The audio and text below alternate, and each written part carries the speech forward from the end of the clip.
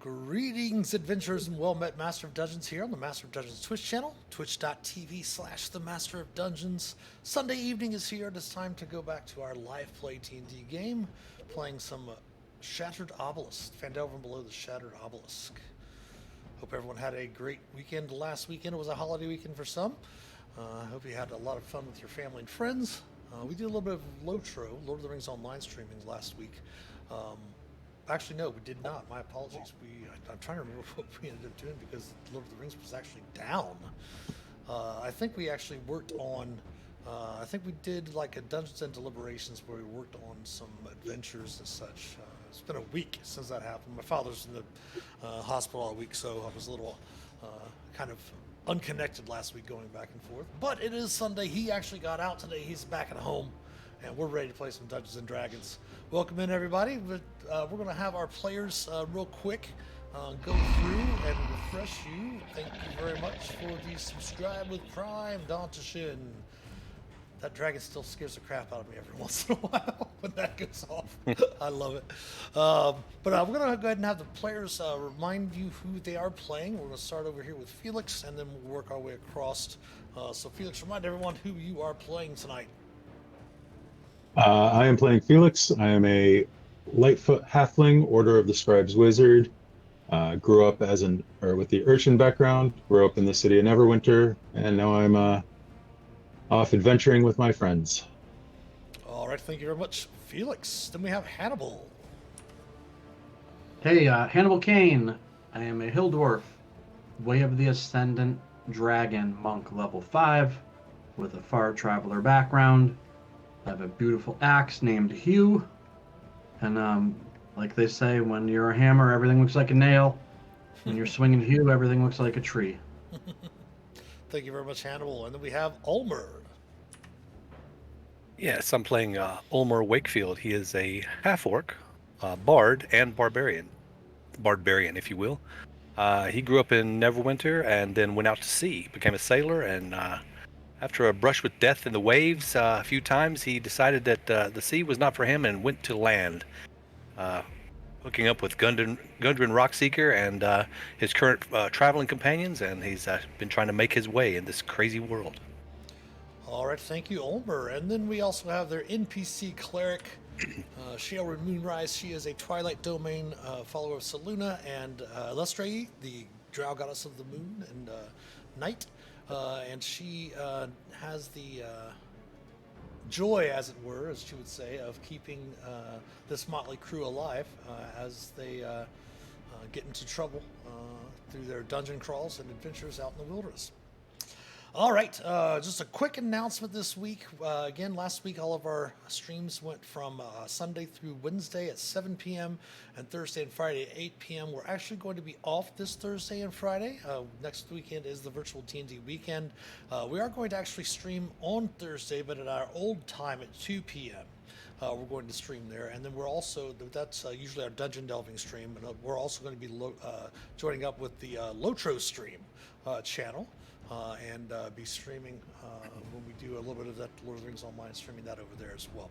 All right, so here's the situation. The characters have made their way to Zorzula's Rest and found that this is the hideout of the goblins that have been plaguing Phandalin from the what's chuckling, Hannibal? What's where the source of the goblins that were taking these small little black object rocks from different parts of Phandalin, and the characters have tracked them here. And they had just made it in, convinced the goblins to let them in, and then some other goblins were on the side in the mess hall, and things went awry, and they were able to defeat all of the goblins that were in the mess hall area. Now, here's the situation. I forgot to read a small little part in the adventure, so the magic of Selûne and Elustrae washes over you all. So first, take a long rest. Nice. Take the benefits of a long rest first. So Okay. I may have been chuckling at Ulmer's hit points or lack thereof. Oh, right? Yeah, I'm almost dead. Almost dead, man.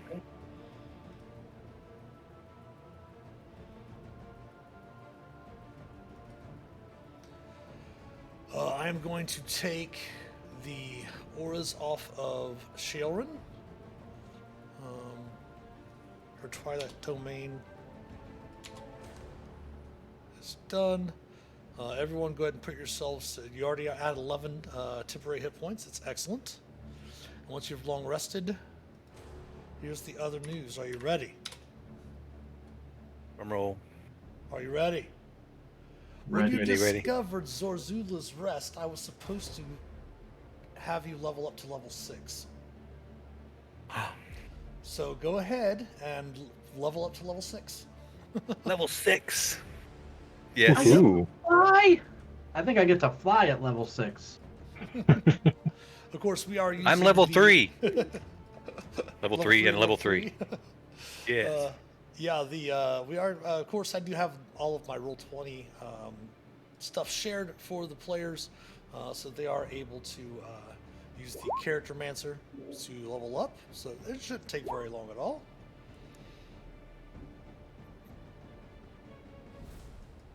I will make sure to level up Shaelrin while we're working, while everyone else is doing that as well.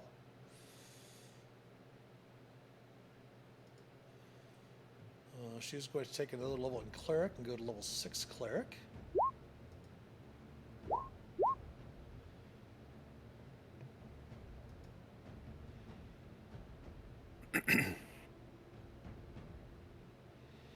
So she can use Harness Divine Power twice now. And she can use Channel Divinity twice between rests now. Nice. And she also has the Steps of Night. She can draw upon the mystical power of night to rise into the air. As a bonus action, when she is in dim light or darkness, she can magically give herself a flying speed equal to her walking speed for 1 minute.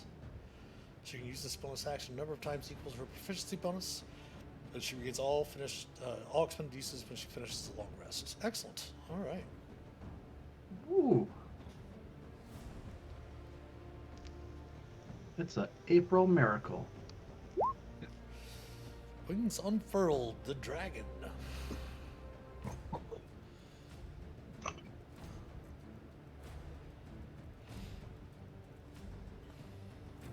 Looks like it might be fun. Spell choice. And my fists are now magical for the sake of overcoming resistance. I'm taking my primal path in Barbarian World as the path of the Totem Warrior. How stoic. Excellent.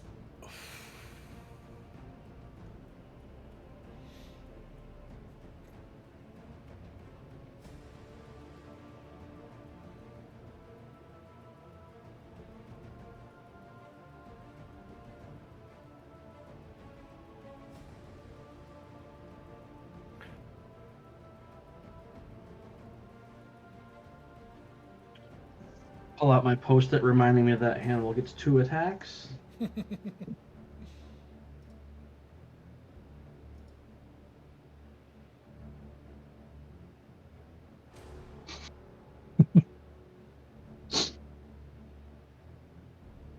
Okay.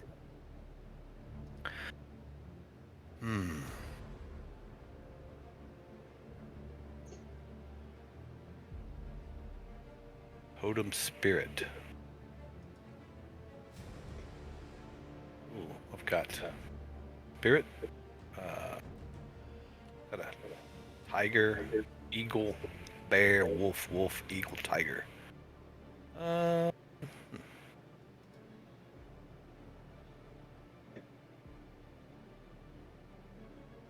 Guy Pony, Under Beast, Bear.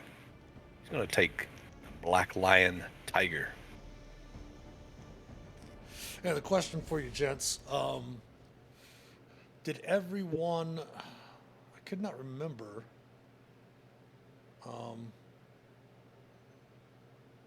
Because it actually... Never mind, we did. Okay, never mind.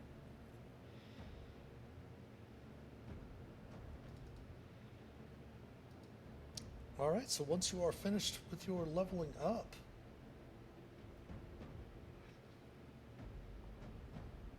we are good to go.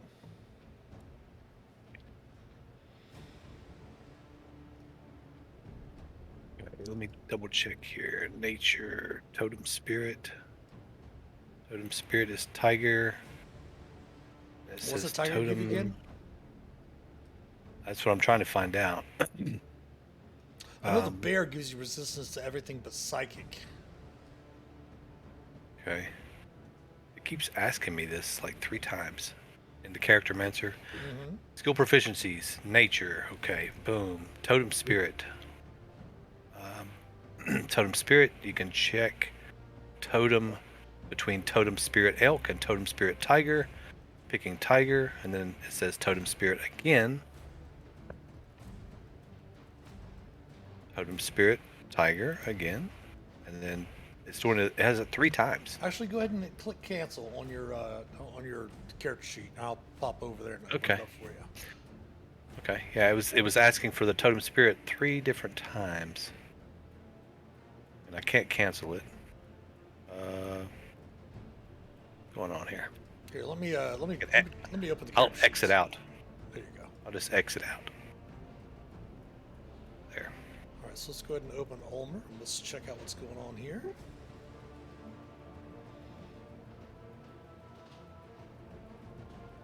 Yeah. I have to get out my manual to see what the. Because it's showing that you're a College of Lore Bard 4. Oh. Oh no. So what's happened is that we didn't take away the Bard level. So you gotta Okay, go. So you should be able to see it live on your sheet as I'm doing it. Okay, let me open it back up. I closed it. No problem. Okay. Okay, see right here, Gotcha. if you go to 2 classes, you have to make sure that the other one is not advancing, and this one is advancing here. So your hit Okay, points, gotcha. So your hit points will go up by 7. You're going Path of the Totem Warrior. We're going to go ahead and select Totem Warrior from the player's handbook. There's new totems that were introduced in the Sword Coast Adventurer's Guide. Now, did you want the tiger path? You should be able to look it up. Okay, that's totally up to you. I'm gonna look it up, but I Yeah, was go trying to ahead do and it on check the it. fly. No, you're fine. Check it in the. You should be able to find it in your compendium, up in the top right corner there with your little bookshelf. That's nice. Athletics, acrobatics, stealth, and survival. Damn. Yeah. Oh, 2 of the 4. Okay. So if you just type in Totem Warrior, Path of the Totem Warrior, then you'll see the Sword Coast Adventurer's Guide and the Player's Handbook. 2 skills. Acrobatics and survival, maybe. Hold tight, hold tight. Where are we at? Where are we at? Oh, I'm just looking at I was just reading what tiger was. Yeah. So a tiger. different So attribute. the first one you would get at 3rd level, you would get while raging, you can add 10 feet to your long jump distance and 3 feet to your high jump distance, is what that does. The elk increases your walking speed by 15 feet. Now, if you go to the Totem Warrior in the Player's Handbook, there's also the wolf, the bear, I think the eagle is the other one. So which totem spirit did you want to follow? I'm just gonna stick with the tiger. It seems pretty cool. Because if I was going to say, if you're wanting to increase your speed, then elk would be the way to go. Okay. Because that will give you plus 15 to your movement speed. And your companions, if they're within 60 feet of you. What? What? Oh well, that's Mm. kind of a no-brainer. You gain proficiency in one of the skills, animal handling, nature, or survival. Which one would you like? Let's do survival. Survival. Excellent. All right, and you are choosing a tiger.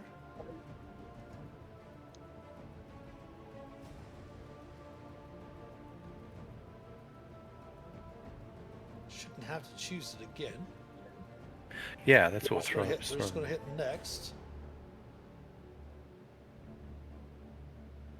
And apply the changes, and you should be good to go. Up to 59 hit points. Nice.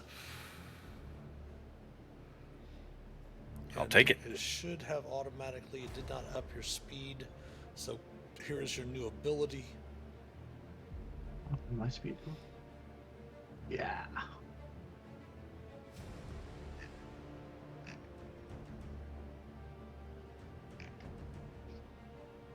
All right, so we did not add the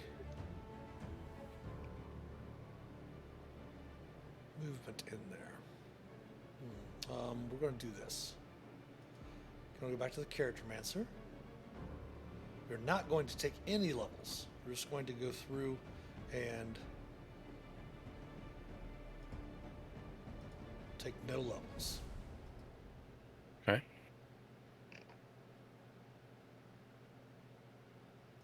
See if it allows us to make any changes. It doesn't. So what we're going to do is we're going to do this. Let me close out my character sheet. Yeah. Go ahead and close out your character sheet. So we're just going to go ahead and copy and paste the totem spirit here. While you're raging and aren't wearing heavy armor, your walking speed increases by 15 feet. The spirit of the elk makes you extraordinarily swift.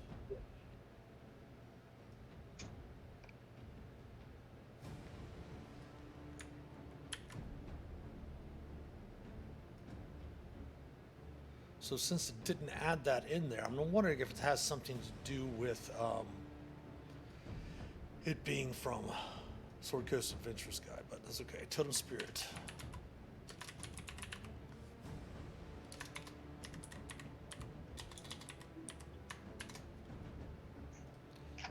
Class trait.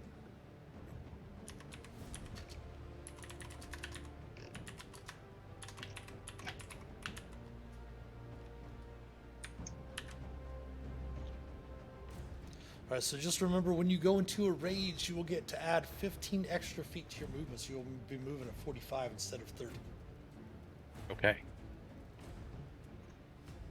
Nice. Excellent. So it looks like everyone's character, the tokens all updated as well. Everyone good to go? Ready. Good. Ready? All right. So again, you find yourselves in Zazula's Rest. All around you is the mess hall. You can definitely see the remains of some nasty-looking food and such like that, all around on the tables and everything. You do note that there's some sort of window, Ulmer, right near you, and then, of course, down at the wall to the south of where the south wall of the mess hall, there's an exit to the east and west end of the hall below. And Ulmer, I think you might have even stepped into the hall briefly, chasing one of the guys down there. Oh, I did. Yes. Yes. Briefly down here.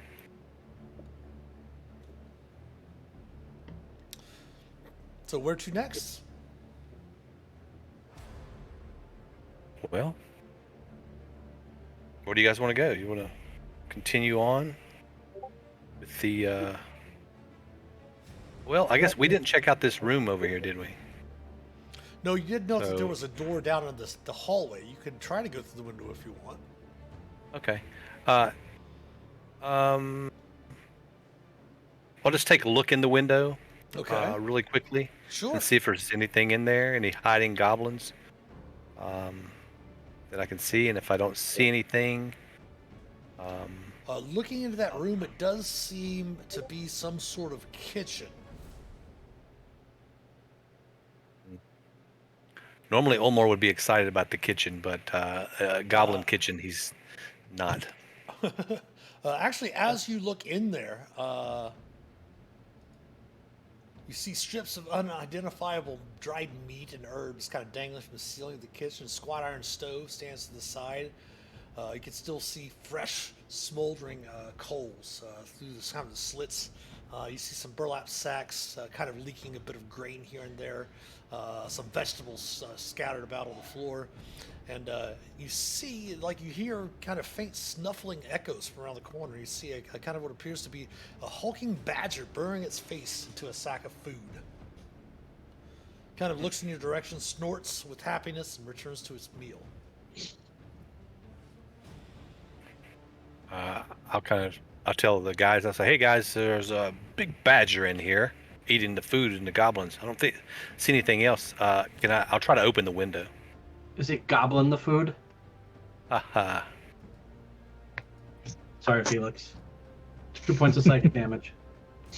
Yeah, And you can open the if- window. Okay, I leave my head in there and I say, "Hey badger, anything good to eat in there? How are you?" It just is continuing to snort as it's digging into some sort of bag of food, a sack of food in front of it. And I look back and I say, "Guys, this badger's not as smart as I am. Apparently, I thought he might be a, smart badger, but he's not. Where do you want to go?" And I walk down towards this entrance, kind of start looking down the hallway, Sure. back and forth. You do note there are 2 doors to your east, and let me go ahead. Now, why didn't it turn off her? Oh wait, Aura. I'm still in the yeah. I'm just wondering why it didn't turn off her auras. Most likely because I did not save it. There we go.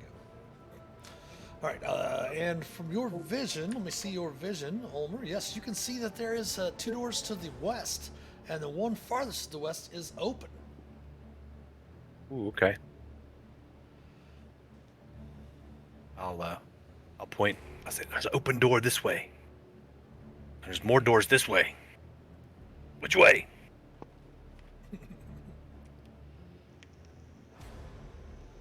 Always go to the left, right? Right. And he starts going to the left. His left. Alright. Which is his right. Classic.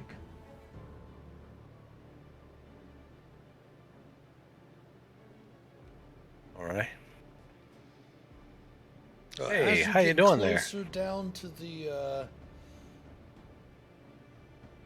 door, you can see, as I mentioned, the one to the south here is opened. The doorway is open.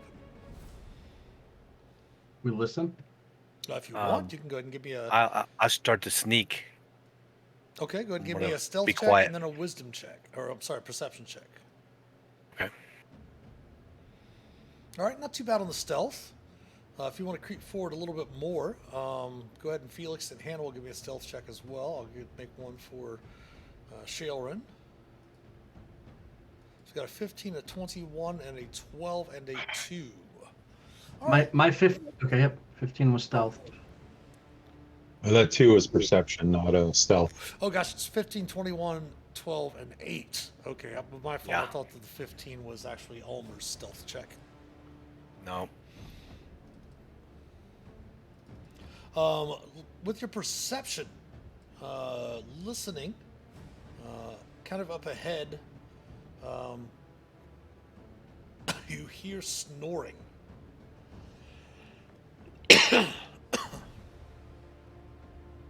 Okay. I'll whisper back that I hear snoring. Unless you guys hear it too. Shelrin will put her arm on you as you're not being very stealthy, Ulmer. Okay. Oh, I thought I was being quiet.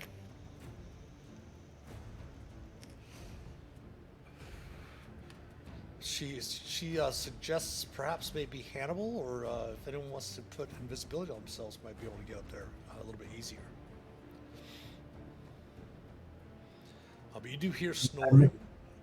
All right. And I can also tell you this. Let me make a roll real quick. With your 26 perception, it sounds like there are 3 figures, most likely sleeping in the room ahead. All right. I'll gesture that to Ulmer, Shailrin, and Felix, Okay. and then give them the straight ahead or down.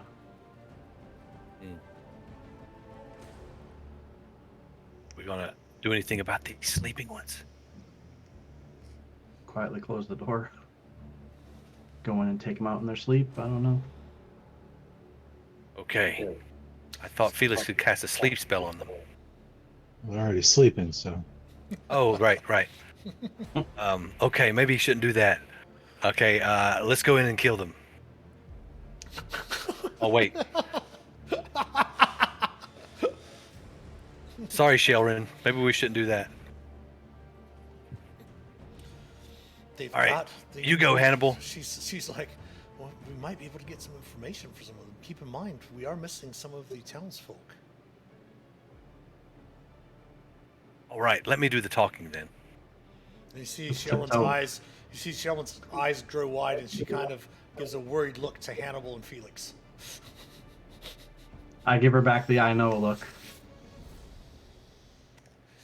So go ahead Go and ahead, give Ulmer. me another stealth check, Ulmer. Okay, he's creeping forward. He thinks he's being really stealthy, even though she didn't. She did cast guidance on you when she touched you on your shoulder. Okay, so I got a 14. Yeah. Oh, what was that? D4. D4. Oh, Oh, an 18. 18. Cool. You are fairly quiet as you sneak up to the door. Okay. Yeah, so I'll go ahead and peek in. As you look in, you see snores. You hear snoring fill this room, and you look in and you see numerous messy bunk beds line the walls. Their sheets crumpled. You see a dark opening in the west wall that reveals some sort of empty shaft framed with metal truss. And as you step up there, you can step in one more square if you want to see the entirety of the room. You note that there are 3 sleeping goblins in the bunks, and there is a door to your north. All right, I'll And look back in you the doorway. Were quiet enough that you have not roused them from their sleep. Okay.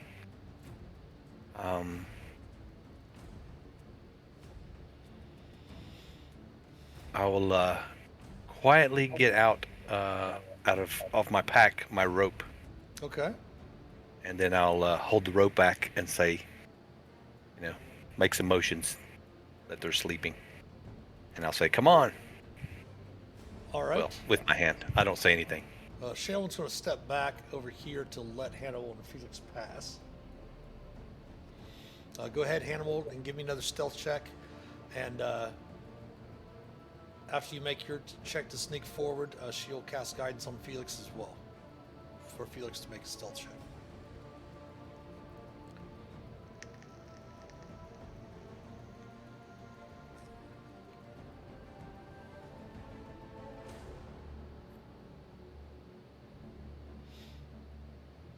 All right. So it's a stealth check for Felix. Plus a D4. If you're standing back there, that's totally fine. You're fine where you're at if you're not going to move forward. She will move past you back over here. Actually, no, she'll step in front of you to kind of give you a little protection. All right, so Ulmer and Hannibal, you've both successfully stuck up to the door, and you have not roused the sleeping goblins. Okay. I have my rope out, I have some rope too. Yep. and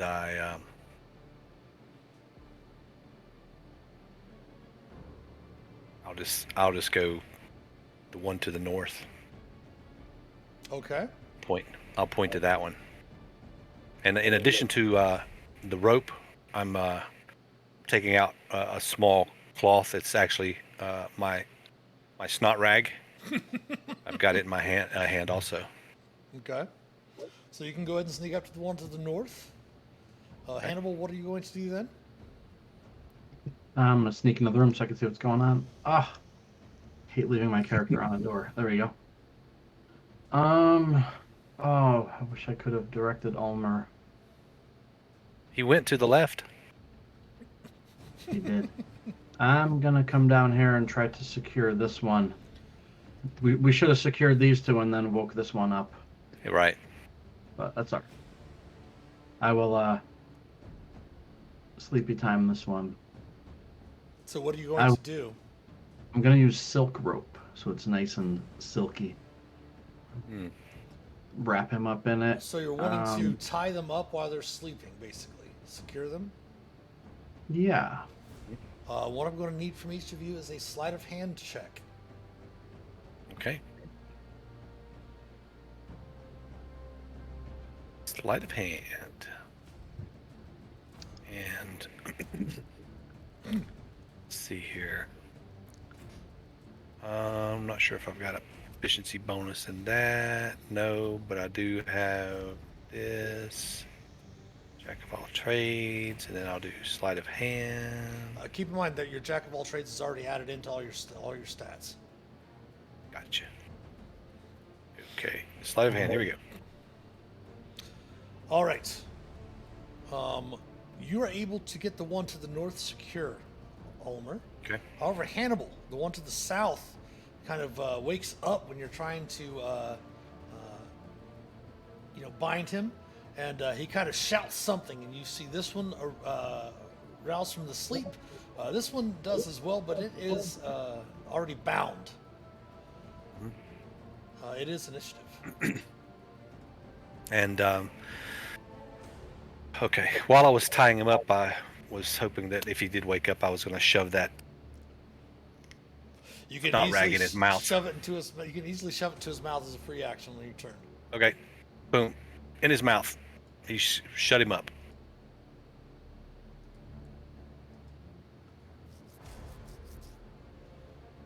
Ah,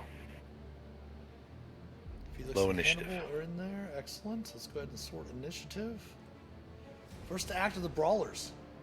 Well, this brawler is going to definitely first attempt a telekinetic shove on you, Hannibal. So give me a DC 13 strength save, please.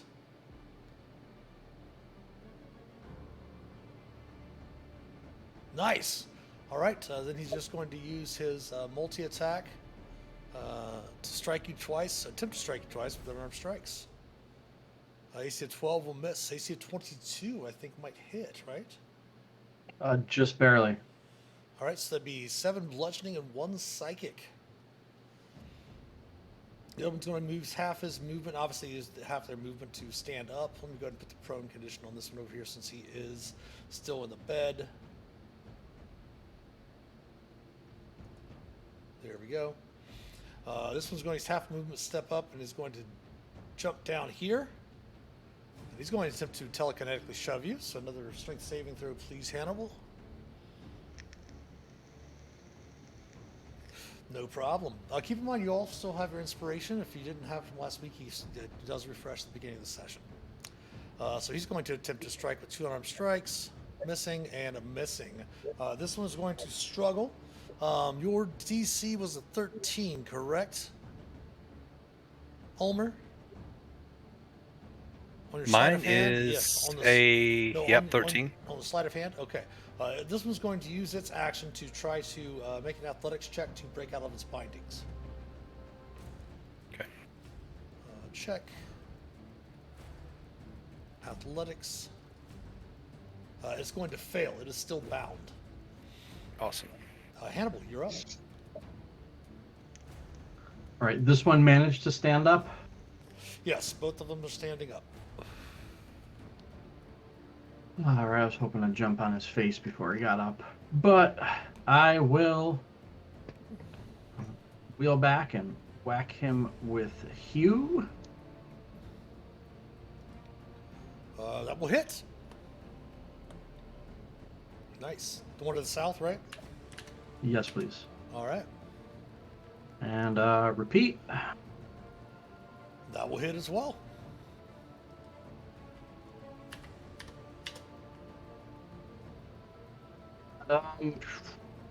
Since I have 6 key points, now I'm going to burn one and I'm just going to double punch this friend. Okay. Use my shortcuts to... Actually, the ones up here are working good.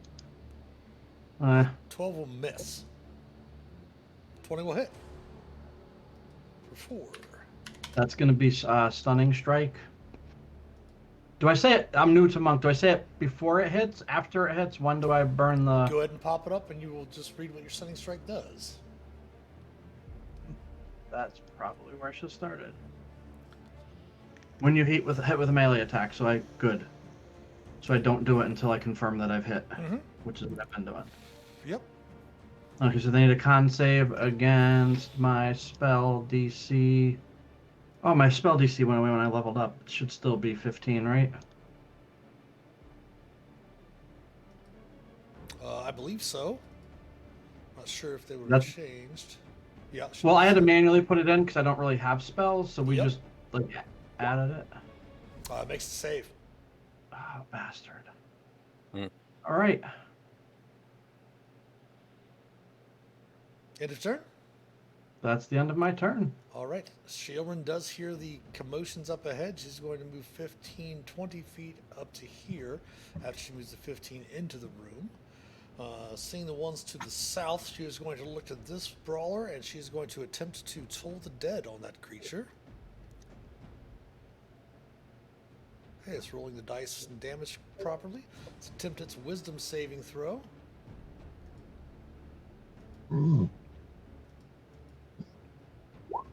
It's going to succeed. She's going to pull out her Lightbringer mace and be ready to go. Ulmer, around to you. Okay.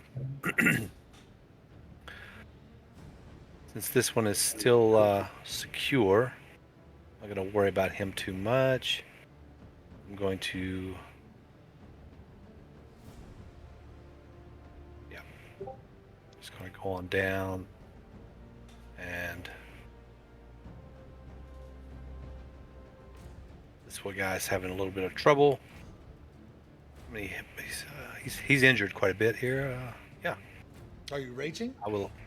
I am not raging as of yet. I was trying to see if I was going to do cantrip. I don't think I will. Nah, I'm going to rage. Okay. Raging. Sure. Rah, raging. All right. Yep. I'm going to rage, and I'm just going to hit him with a staff. Okay. Try to, anyway. 26 will hit All right. for 8 bludgeoning and 3 poison, and that is enough to finish off that goblin. As the goblin falls, Oh, I need for both Hannibal and Ulmer to give me a intelligence saving throw. Forgot about these silly little guys. There's something Ooh. wrong. you make my save, I make your save, buddy. Huh. Don't. Ooh! Nailed it. What? Nice. The power of Ulmer's mind All follows right. through once again. Anything else for Ulmer? No. All It just right. turns to face this other one. Back around to Felix. Felix, I'm sorry. First round. Felix, you're up. All right, I'm gonna walk up here and see what's going on in this room because I can't see anything other than children. Of course, for those watching, you can see my point of view as I'm the one sharing the screen, but we can go ahead and show you what Felix's vision is.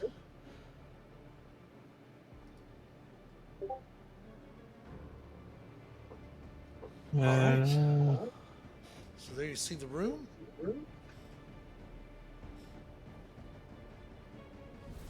Oops, wrong way. There we go. A lot of.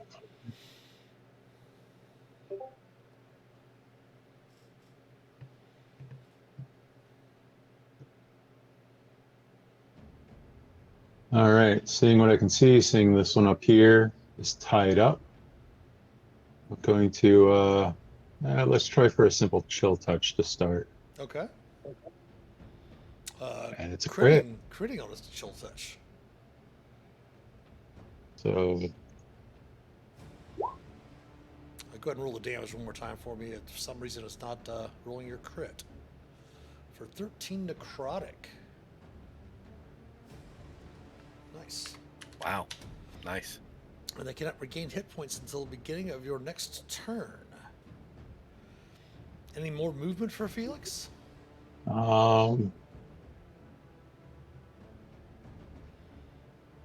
no, I think I'm gonna stay here. I'm gonna keep an eye on this door over here, Okay. so that in case anything hears us fighting in here. Gotcha. All right, top of the second round, the brawlers are up. This one up here is going to attempt again. It's skill check, athletics to try to break out of the bindings. It will not. It is still bound, and it's. And we're gonna roll Roll some dice. Good sailor knots there. We'll roll some dice. Yeah, exactly. It does finally spit out your snot rag and starts choking and gagging Okay. from it being in his mouth. But this one is going to continue its attack. It's going to attempt to telekinetically shove Hannibal again. So a strength saving throw, please, Hannibal.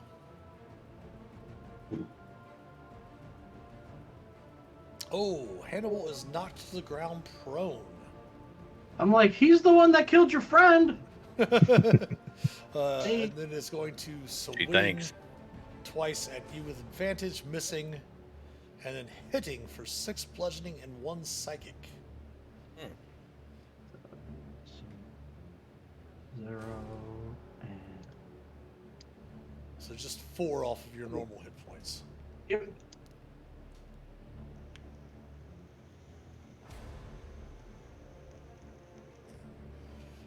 And you're up, Hannibal. All right, I look him in the eye, say, not nice. Hue to the face. Hue to the knees. Oof. 1 frustrated punch to the belly.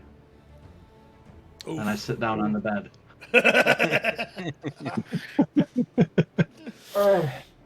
Ouch. All right, you guys go for once. Shailran is up. You do have a tendency to finish them off the past few sessions, that's for sure. Shailran is up. She is going to...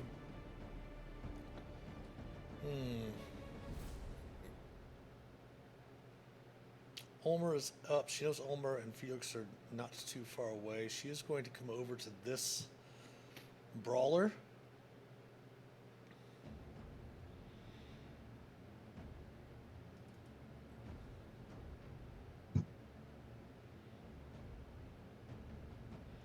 And she is going to try to... Actually, no, she's not. She's just going to cast her Toll the Dead again on the one to the south. If she was going to attack the one that was tied up, I was going to be so proud of her. For You know she would not do that. You know she would not do that. I was hoping.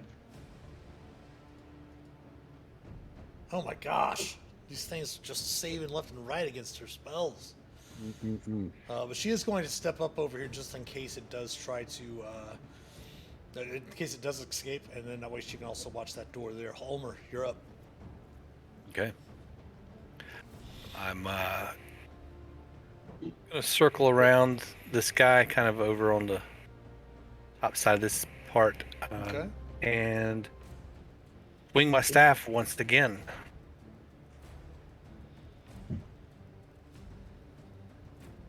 25 will hit.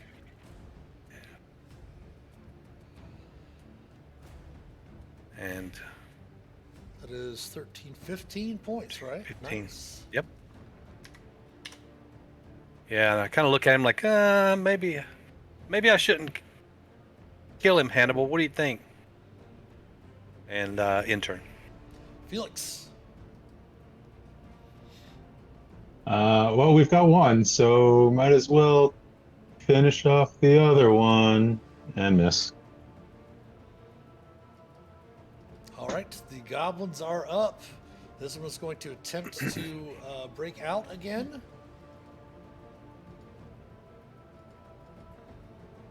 And does. Uh-oh. It's going to use half of its movement to stand up. It is then going to use its bonus action to nimbly escape. And is going to disengage. 5. Oh, let's go this way. 5. 10. Let me double check here.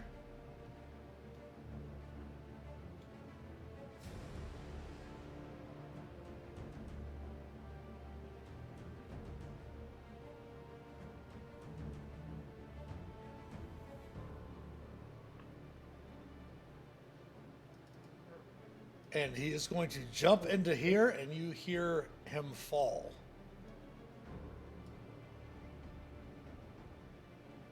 Went down the turlet. Go ahead. Let me roll some dice here real quick.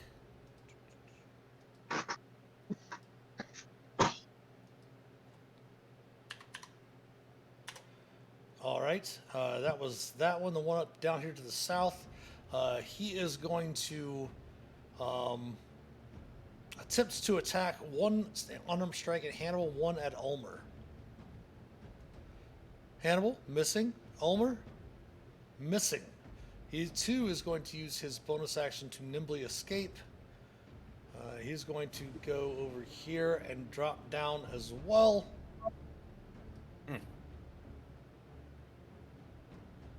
It's fine. I'm sure it's fine. And you hear a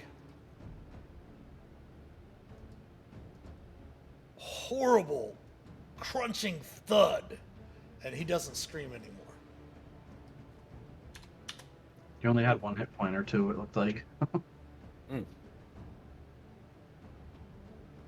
Sounds like he met an untimely end. I was like, kind of, oh, I can't go yet. Still initiative. You're out of initiative. Oh, okay. I walk over and I peek in there to see where they went and what happened. Is it You off? see it's a shaft about, let me double check the distance here. As you get over there, you note that the gap in the west wall seems to be a shaft that descends about 30 feet. At the bottom of it, you do see the goblin kind of checking on the body of another goblin at the bottom, kind of glancing up, and you see it disappear. Well, that one got away. Well, probably see him again. I'm not going down there. It does definitely appears to be some. Does anyone else want to look down in there? I was gonna peek, yeah. Sure. It does seem that they're. Go ahead and give me an investigation check. Investigation. Oh boy. Hmm. This definitely looks like something Felix should check out, Hannibal. No, I mean just it appears to be some sort of perhaps some sort of. It's got metal trussing inside of it, and it definitely seems to be some sort of like perhaps maybe arcane or mechanical type of contraption. I'm gonna come over. All and right. look over. I'll come over and take a look. Sure. Go ahead and give me an investigation check. Investigation. 12. Yeah, your DC was actually just a 10. You do note that it does appear to be some sort of magical lift, like an elevator shaft, like an elevator type of thing. And go ahead and give me. You actually, you happen to note where the lift's broken mechanisms are, and see what it once powered it. There does seem to be a dull, cracked shard of iridescent crystal that occasionally sparks a little bit with magical energy. Since you're proficient with Arcana, you can definitely tell that the crystal could be recharged by touching it and expending a spell slot of first level or higher, mechanically. It would take a little bit, just a few moments, but do you have? Has anyone made proficient with Tinkerer's tools? You probably could fix it yourself with a fairly good Arcana check, Felix. And of course, Sheldon will cast guidance on you if you want to repair those. All right, yeah, might as well try.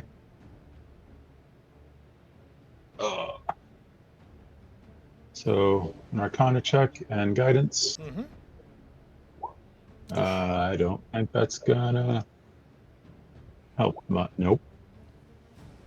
Ooh. All right. Goodbye, Aren't dice. really able to fix it. It might take a little bit more time, though. Perhaps Ulmer. I mean, you are jack of all trades. If you want to attempt it, you can attempt it as well. How about Okay. Smith tools?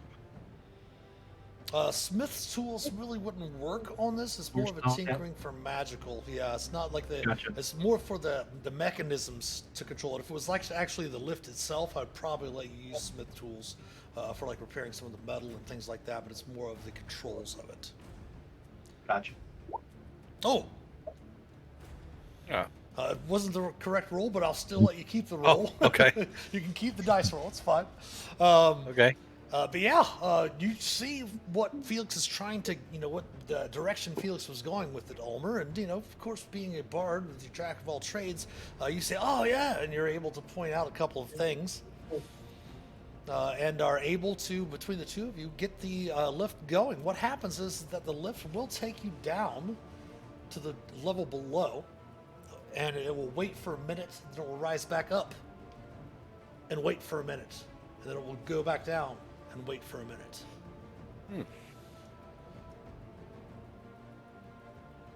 Oh yeah, I've seen things like this in my travels when I was on board ship. The captain of the Griffin had something similar to this, except he had a bunch of little monkeys pulling ropes. But yeah, Flying monkeys from Chult. so yeah, we could go down there. What do you think, Felix? I don't know. Do we want to follow one goblin, or do we want to continue on, figure out what else is up here before moving on? You're probably right. We should probably see what's behind the doors. And Maybe by we now, Maybe go down there. if that one goblin is going to alert anybody, it's probably too late at this point, Can we depending on break where the it lift goes. so that They can't might be come up waiting here? for us. What were you saying? I was gonna ask if we should break the lift so they can't come back up behind us while we're. I'm sure it's fine. Well, Maybe we should do that. Let's wait. You know that it's not working yet. You've completely repaired it, and you know that it will go down, wait for a minute, come back up, wait for a minute, because no one has expended a first level spell slot yet Okay. to recharge the crystal that causes. And it to then I work. say we leave it. The crystal's up here. Is there no crystal at the bottom? No, it's just the crystals That I can inside see? the mechanism Yeah. itself. So basically, the controls okay. are in the lift itself, which is right there. You would have to just put a spell slot into the crystal to recharge it for it to work. So currently, it's up here. It's not working at the moment. Can I pull the crystal? Like pull it out of the Go ahead and Out do of the another lift. investigation check.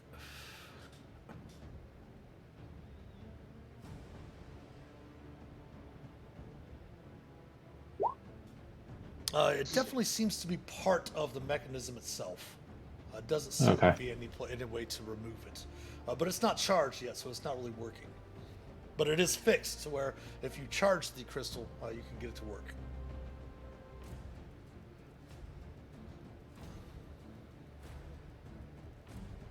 So off of this room, you do have the door to the north near Shailrin, and then outside Hannibal, just outside in the hallway, you do have a door to the south.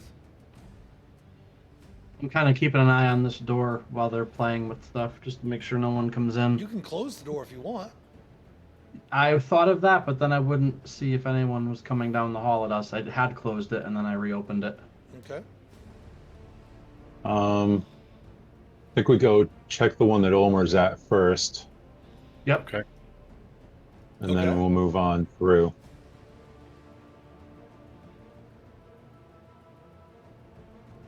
Go ahead, Omar. Alright, I'll I'll, in here just in case.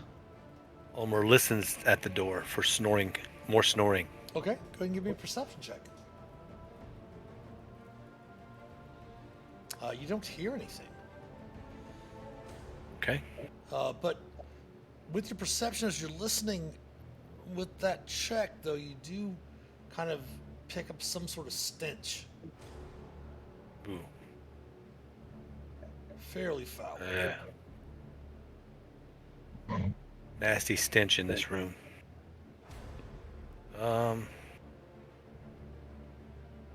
But before Hannibal, we you want to open this door? Before we continue on, it's the top of the hour. We do have an ad break coming in here very, very shortly. So before we find out what's on the other side of the door, we'll go ahead and take a small little break right here. Everyone stretch your legs, refresh your beverages, use the restroom if you need to, grab some snacks, and we will see you on the other side of the ad break. Please stick around. We'll be back in a few.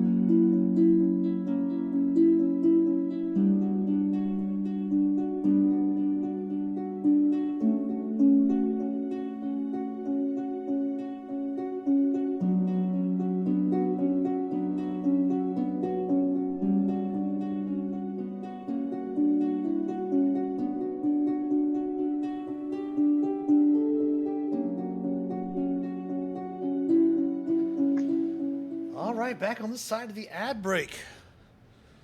Everyone have a good weekend so far? Yep. Excellent. Yes, Yeah. very nice.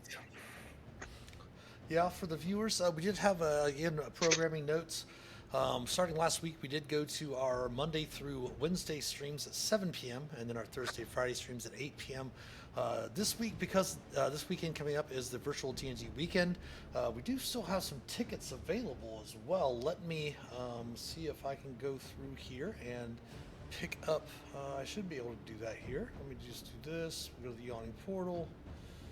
It's going to show you the upcoming events. Virtual D&D weekend. I'm going to copy this and paste that into our Twitch chat. I am running most of the virtual D&D weekends is Adventures League, which is organized play. There's a lot of non-AL homebrew stuff available as well. I'm actually running a tier 2 non-AL adventure on next Saturday afternoon at 2 p.m. And that is in the campaign world of Theros. Which that takes place. Actually, I think that's the 7 p.m. game is the Theros game. The 2 p.m. game on Saturday is actually an Adventurers League Tier 1 adventure. If you go to our Discord server, the Master of Dungeons Community Discord server, if you click on the role AL when you join the server, it does have all of the AL information that you need. The player's guide, you'll look at the Forgotten Realms player's guide and gives you the information on how to create an Adventurous League character.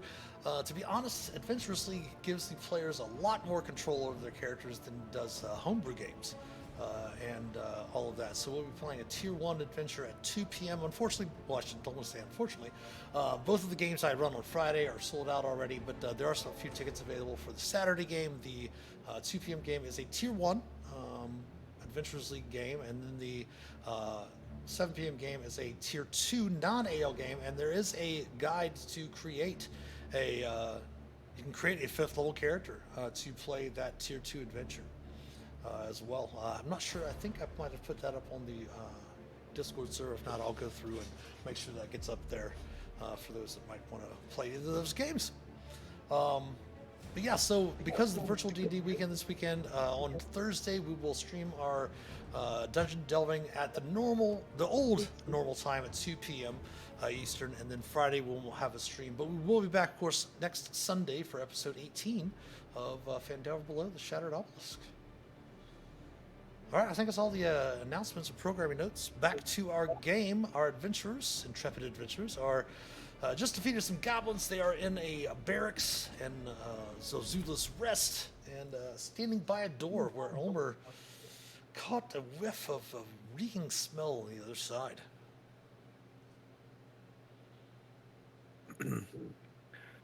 Yeah, so I'll ask Shilrin. Shilrin, it's a really bad smell coming out of here. You think I should open this? I don't know. You I don't like and the idea. You do see the familiar sight of her having her perfumed handkerchief over her mouth when you have these types of smells, and she says, "That is up to you." Okay, if you don't have a bad feeling about it, I'll go ahead and open it up and look inside. All right. Oh, As you just as look I thought. inside, the reek of waste just wafts from these latrines. The walls here are lined with long wooden benches with equidistant holes which empty into most likely a large trench. By the center of the room is a long trough filled with murky water. I don't think there's going to be any treasure in there. Felix, you want to go check this out? Nope. I don't either. Hannibal. Goblin No. latrine. Close that door and never open it again for all I care. Sounds good to me. Blech. Out. Oh, that door's shut. Nope, it's open. I'm watching to see if anyone comes. Okay. Nope, we're good. Yep. I'll step aside. You can lead the way. Keep going left. Dum, What about this For door? those just joining, Ulmer has the dump stats or wisdom intelligence, and for him, right is left and left is right. He doesn't know his right from left very well. So we always talk about No. adventurers always going left, so he says to the left and then goes right. Goes to the right. So yeah, there's the door there to the south, Ulmer. Maybe the north? I don't know. Okay. He does know north from south and Okay, east so and this is west south. because he's got navigator's tools. He's skilled in those, so he's, he has a good sense of Fair enough. Just not sure Up and which down, but- one's which one's port and which one's starboard. port and starboard. Nah, maybe it's also one of the reasons he probably still not at sea. Not a sailor anymore. Yep, there you go. Yeah. Yeah. So I'll listen at this door. Go ahead and give me a perception check. 22. Um,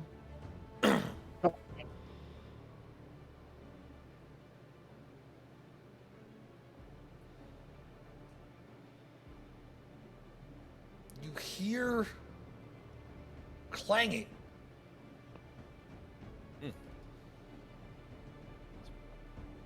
As you describe it, Hannibal, it sounds like hammers against anvil.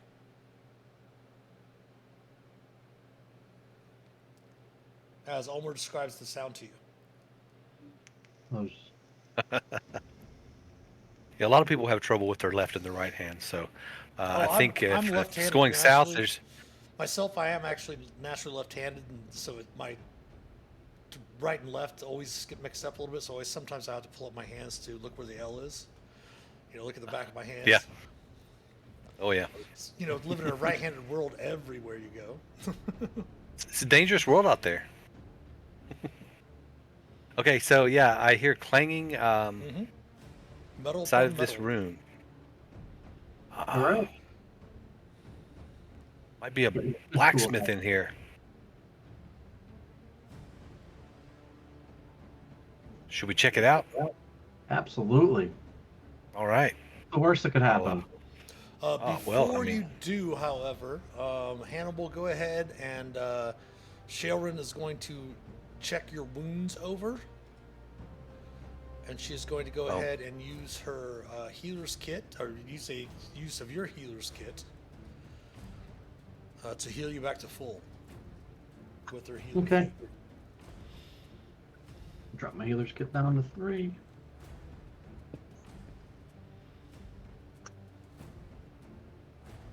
Back to 69. Good to go. Nice. Thanks, Shailran. And Ulmer, as you go to open the door, it is locked. It is locked.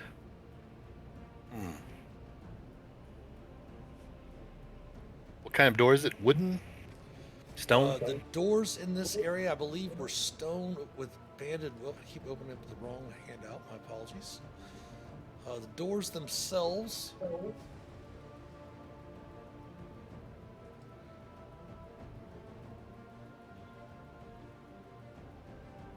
These doors are actually banded metal doors. Ooh, Around like okay. oak Banded wood, metal door. yeah, like wooden doors with banded metal bands around it. I bet one of those nasty goblins had a key. Is there a keyhole? You do know that there's a keyhole there, yes, but Ulmer would remember that your companion Felix did grow up in the streets as an urchin, and he is very skilled with thieves' tools. Want me to take a look? Yeah, see if you can open this door. All right. I'd like some action down here. We'll cast guidance on you, Felix. All right. Let's get rid of those old dice first. And you know what? I'm going to use my inspiration Oh, okay. just to Okay. just to Using inspiration. because of that. Nice. Although 19 wouldn't have been bad, so. It's good. 24. All right, good so roll. 24. Yeah, you hear a satisfying click.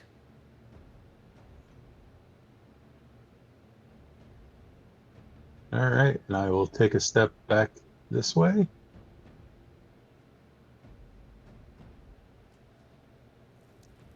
right. Already. And also, while you're standing up there, Felix, in addition to the clanging, you happen to hear a low moaning sounds and shuffling of footsteps.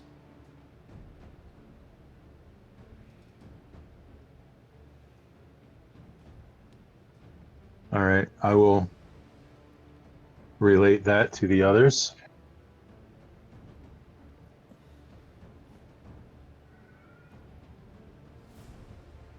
Okay. It's been noted to you, Hannibal and Ulmer, and to Sheldon, that there is some sort of moaning sounds and shuffling sounds on the other side, in addition to the clanging of the metal upon metal. Moaning and shuffling. I look at Ulmer Uh-oh. and say, I have no idea what to do with that. Um, Possibly undead of some sort. do undead smith tools? I don't think Not that I know they're of. smart but enough. I mean, The shuffling is the yeah, we've the only fought a thing bunch that of we can undead. get. I don't know. Maybe we could just peek inside real quick.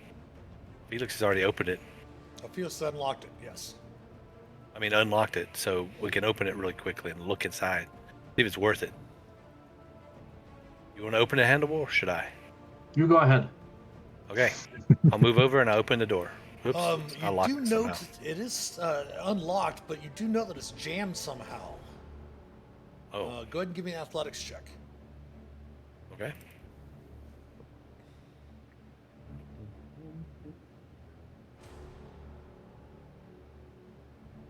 Oh, Go ahead and roll with the guidance, of course. Sheldon is there.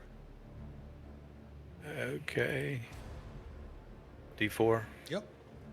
Yeah, you kind of sticks, but with the guidance, you're able to push your way through the door and unlock and open the door. We're going to do this, and you kind of push your way through the door. And looking about the room, you do note that floor to ceiling to the south, glass windows overlook a churning lava sea. 3 large blackened anvils stand in a row. And unfinished pieces of weaponry and armor litter the room. Above, a stationary conveyor of buckets casts ominous shadows across the forged floor. Standing at 2 of the anvils is what appear to be ashen husks of gray-skinned dwarfs. All of them pantomime metalwork and eerie synchronization. As they turn towards you, they brandish sharp chunks of black rock. With gasping, angry cries, they surge forward. Hear what the creatures look like?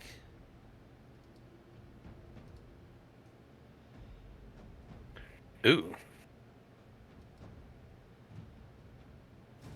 And it is initiative. Push Ulmer in and close the door behind him. He's already inside. He actually had to shove he did step in a little bit because he had to shove his way through the door.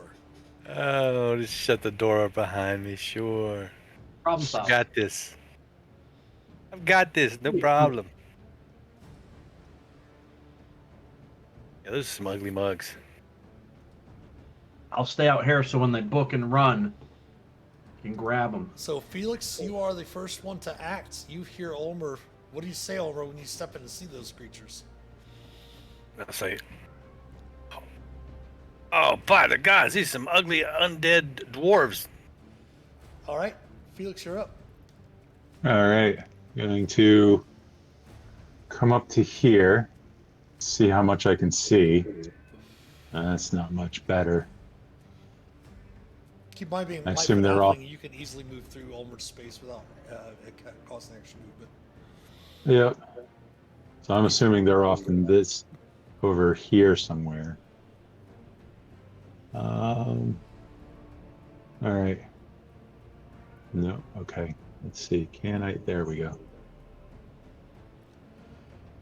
Okay. Keep in mind that these conveyors are actually above you, so you can move freely underneath them. Okay. It's just where Okay. these pieces are, the supports. Those are the ones that are actually on the ground. And Okay, these are makes sense. buckets. These are buckets hanging from them above. All right. And Neville's like, what? I Well, can't see. I can't wait to get into sea. well, seeing as they're ash things, and we're used to dealing with those things as undead, and I know Chill Touch is pretty good against those. I'm gonna go for this one here Okay. with a Chill Touch. That will hit. 18 to hit and 6 necrotic. Double check their resistances. You do note that it, very similar to the other ashen creatures you fought, it is resistant to the necrotic damage. But you do still see Okay. the hand cling to the target since the creature is undead.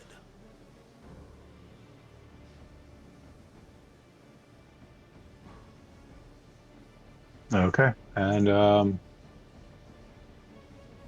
actually, you know what? Let's go for a telekinetic shove on that same one.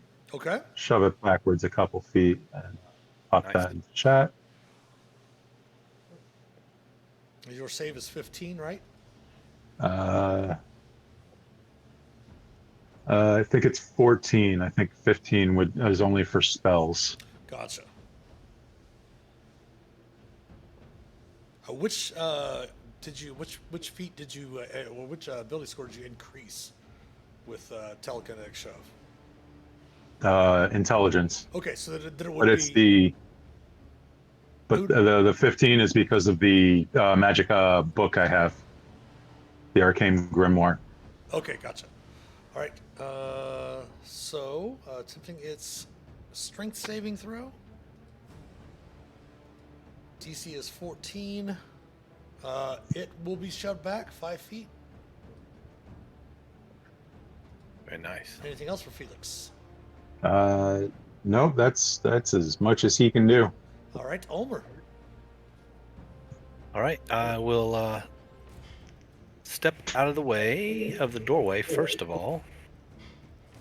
And then these things are moving towards us. They dropped their hammers and they're moving toward me. Well, they haven't dropped their hammers. They've got these in Oh, their they got hands. their Yeah, they've got some. It mentioned in their hands that they have brandishing sharp chunks of black rock. okay. Let's see.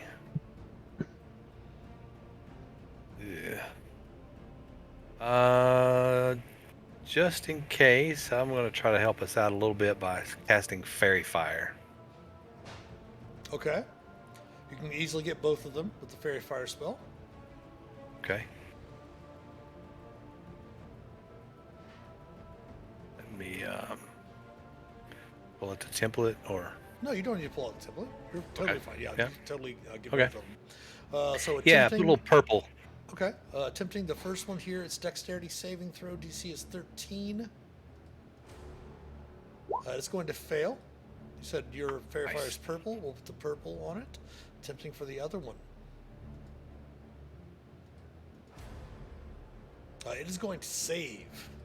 But this Okay. one is encased in Fairy Fire. You see the whole area begin to glow with purplish light. Okay. Now, do not ask me why, but this blue down here is actually lava. And you can see through the It's looking windows. through the glass, I Yeah, guess. It's yeah. Perhaps blue perhaps. tint. Yeah, perhaps. Yeah. Okay. And I move forward one more time just to give it a little room, and I pull out a javelin and Any get ready bonus for action? next round. Any bonus action? Well, oh yeah, I'm gonna do my They just have to hear you. They don't have to see you. yeah. Oh. Well,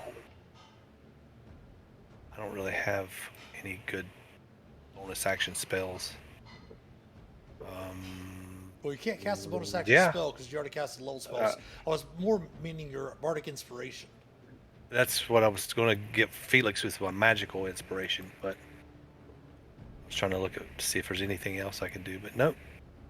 Bardic inspiration with magic bonus, magical inspiration for Felix. All right, Felix, you have that bardic inspiration for the next 10 minutes. All Until you use right. it. All right, Hannibal, you're up. Oh boy, what the hell's going on? I heard a lot of things. I can't see anything. 5, 10. Whoa, hey everybody. Oh, Hannibal. 15, 20, 25, 30, 35, 40 with my new move speed.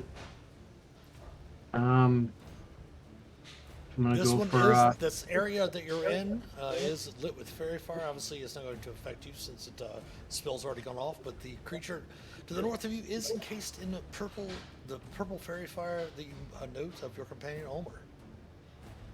awesome. Awesome. Look at Hugh. You're doing a great job. 23 will hit. Yeah.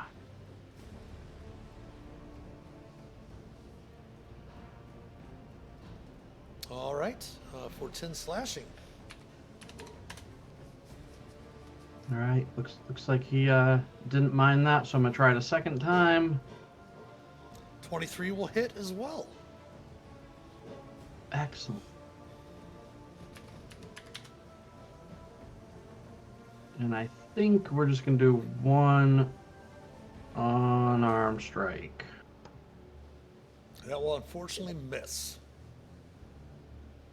I look at him and say, "Hey, nice anvil," and that's all I got. All right, Sharon is up. She's going to rush to your aid if she can. She's going to move 5, 10, 15 into the room. Noting that they're undead, seeing that you're engaged with that, she's going to, discretion's a better part of it all. She's going to hold off on worrying about whether or not to turn them or anything yet. So she is actually going to move a little bit more. She is a wood elf too, so we have 15, 20, 25, 30, 35 to there. You see her pull out Lightbringer. Yes. Yeah. But she does not have any more movements, but she is going to try, remembering that the creatures are resistant to the psychic damage.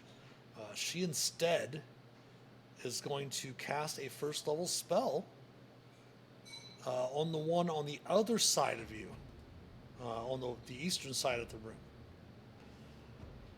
So let's drop that spell there. And she's going to miss with the guiding bolt, trying to target that one. But that is the end of her turn. The creatures are up. This one is obviously going to move over to here. And both of them are going to attack Hannibal. Beautiful. With melee attacks, they make 2 necrotic shard attacks. So the one to the north of you, Hannibal. AC of 24 Yeah, I'll hit that. for 9 necrotic damage, and you will have disadvantage on your next attack roll that you make before the end of your next turn. However, if you attack the one to the north, it'll just be a straight roll because of the fairy fire. Yep. All right, and the one to the east is going to attack you twice with its necrotic shard. Critting Nice. for 12 necrotic, and then missing on the second attack. Top of round 2, Felix, you are up first. Welcome back, Zarda. Welcome back. Life does indeed happen. We're just glad you can stop by to say hello and check out the show.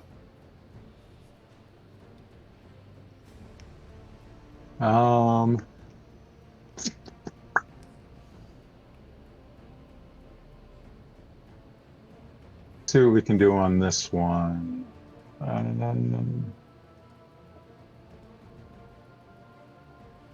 know what? I got a wand of magic missiles. Let's use that. Pop up some missiles on it. Which one? The one's wounded already? Yep. Okay. Actually, you know what? Let's go for the other one since They have advantage on that this will hit no matter. Yeah. Well, since this will hit no matter what. one? Sure. So it's the wand is what 3 Yeah, 3 missiles. Three missiles. Nice, 12 points. Just note.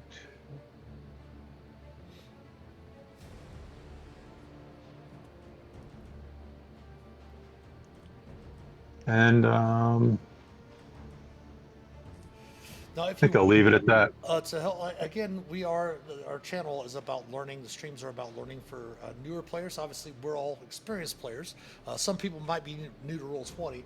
Felix, if you want, I'm going to double check something on your character sheet real quick that'll help you out if you don't have it on there already. Let me open up your character sheet. If you have your character sheet open, you should be able to see this live as well. We can go down here. There we go. So now, if you notice over here where it says short rest and long rest, you have all of these different things: your manifest mind, your arcane recovery, your wicked spell book. What we can go down here at the bottom is we put wand of magic missiles, wand of magic missile, and then we put the total. It's got 10 charges, and then you currently have 9 left. Oops, not 98. There we go. You see that now on your character sheet? Yeah. Perfect. So you can always add in Roll20 for those watching. You can add any sort of resources you have on there. If you happen to have a pro subscription, you can actually put in API scripts and stuff like that to like track live ammo and things of that nature as well. So that'll make Felix's life a bit easier. Anything else for Felix? Nope. All right, back Just around gotta. to Ulmer. Okay, he will indeed throw that javelin that he had. If he's got clear sight, it looks like he does. Sure, yeah, there's just Sort of. buckets ahead of you, above you. Okay. Yeah. Yep. He'll throw that javelin. And see if this works. That will hit 26. Oh, sorry. Minus No a worries. rage. He's not raging. No worries. -5. Not raging yet.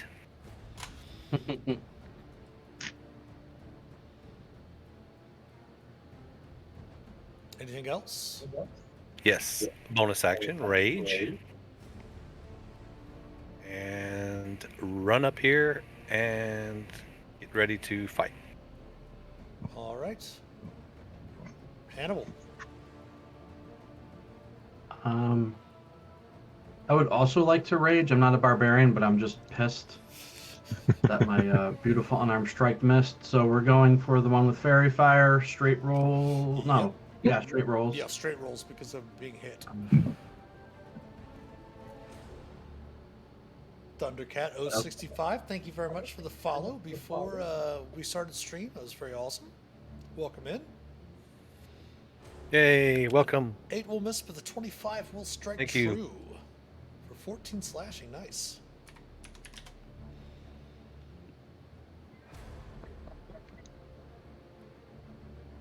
What we got for key points? We use 1, 2. We're going to do 2 unarmed strikes on this one here. Flurry of blows, okay.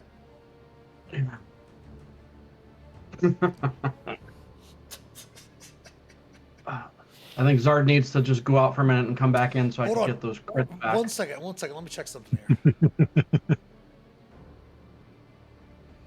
You were only hit twice, so the last 2 will count as advantage. So the last 2, both of those will hit Okay. because of the fairy fire. Well, thank you. For 15.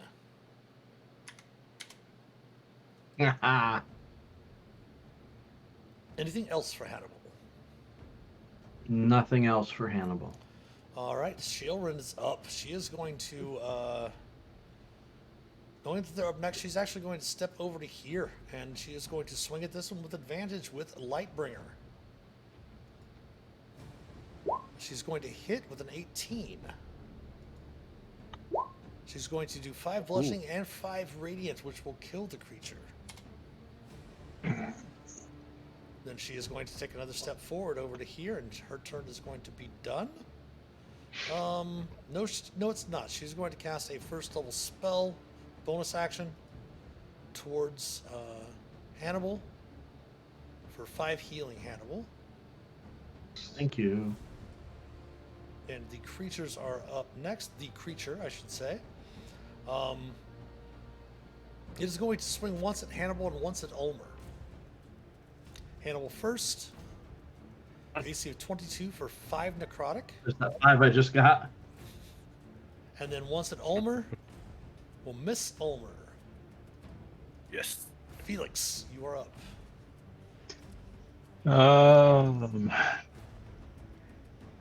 Yeah, let's use another magic missile on this one. All right, it's the only one left. So, and pop.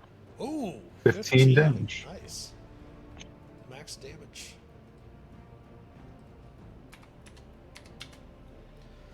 And I think I'm going to start. You know what? I'm going to come up here and close this door. Okay. Ulmer, you're up. He's raging. It's clobbering time. He's going to swing that spider staff right at this little guy's head. Okay. Ooh. Yeah, you will with the crit.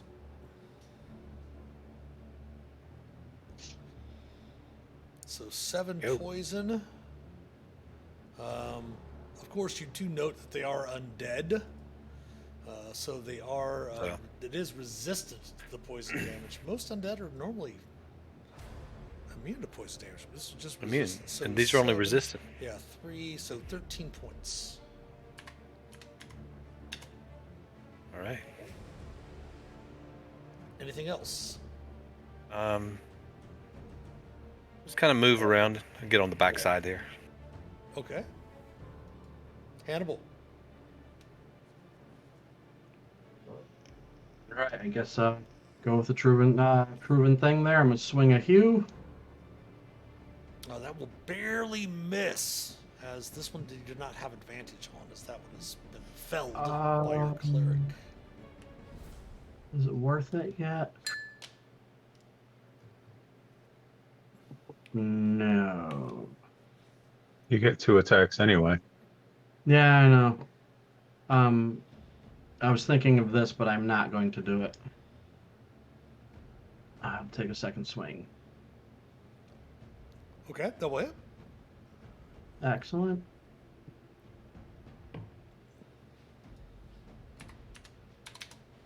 And a single unarmed strike, knock him down. Oh, or not. That will miss.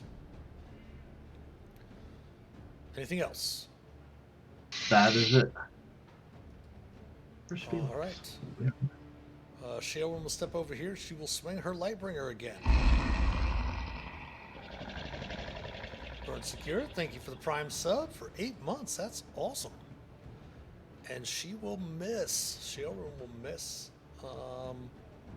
She's going to hold off on the spell slots. The Feral Ash White is up. This time it is going to attack Shailrun twice. Missing and hitting. Ooh. Necrotic damage. And Felix, back around to you. Finish them, Felix. Keep in mind, you do have your magical inspiration still from Ulmer. That's right. Yep. Set to, hold on, let's see, it's all the way back up here. This part casts a spell that restores and deals damage. The creature can roll that die. Choose the target affected by the spell, add the number rolled. Okay. Would that work on a wand or no? Go ahead and pop the magical inspiration back up again, please, if you would, Ulmer. I'll do it. Sure. Bum, bum.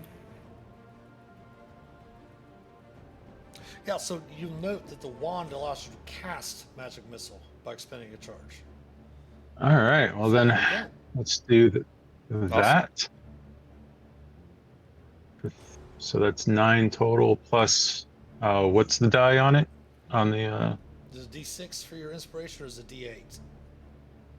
Oh, let's. I'm not sure if it changed when I. Let's see. It would be Same under thing, your sorry. normal bardic. You're fine. Yeah, there we go.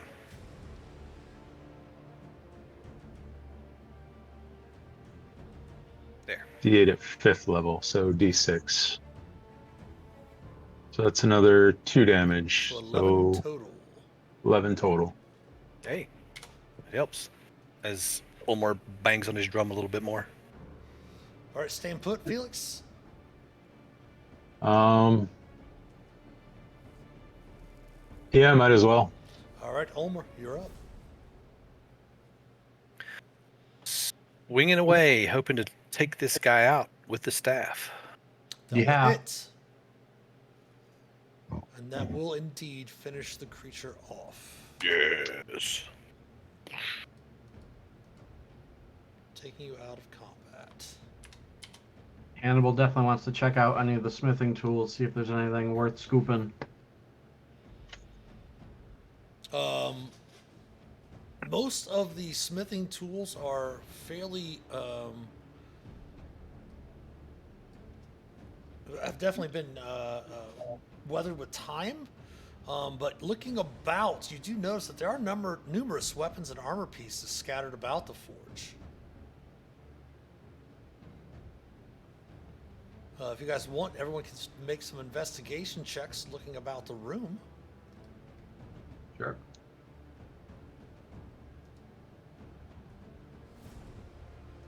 All right. What's in the buckets? Can I see a? And I will tell you this: that Shailrin will walk around and give everyone her guidance. So when, Okay. You go ahead and add an extra D4 to your roll. Roll on 1 on that. Still a 20.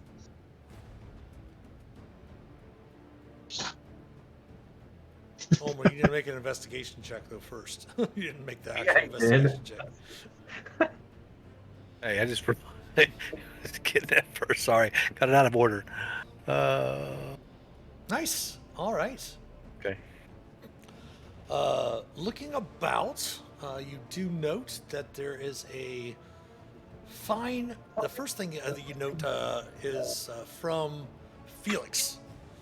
Felix, you note that there is a fine, beautiful set of silver bracers.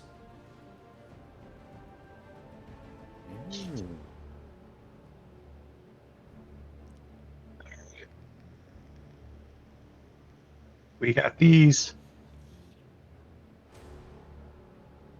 If you want to give me an Arcana check, you can. 18. They're definitely magical. What type of magic, you're not sure. You'd have to identify them. Ulmer, with your 18 check, you find a gold-tipped javelin. Oh yes.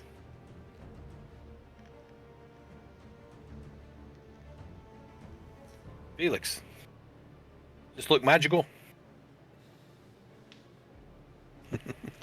You also each find something, and yes, Felix, it is magical. Yeah, it is magical.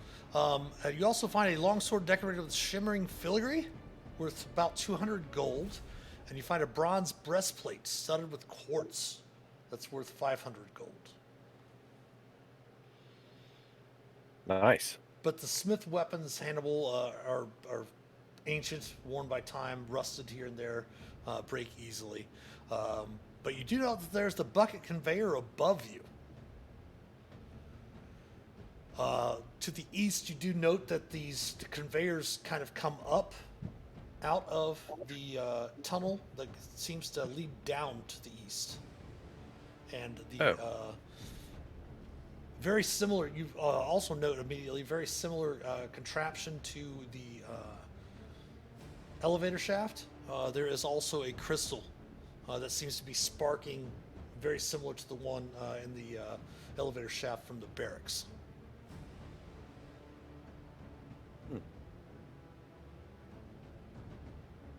So I'll walk over here, and is the bucket lower where I can look inside and see what's in the bucket? No, the conveyor's about 20 feet over your head. Oh, okay. All right, never mind. For But that. there are, but no, looking around, you do note that there are some ladders Oh, that you can use to reach the buckets. Some tall step ladders. okay. Yeah. So, yeah, Olmor definitely wants to see what's in the bucket, and he pulls over a step ladder and climbs up and looks inside. Currently, they again, as it's not running, the buckets are empty. Oh, okay. But they are large enough, you think, that a medium or smaller figure could fit inside them.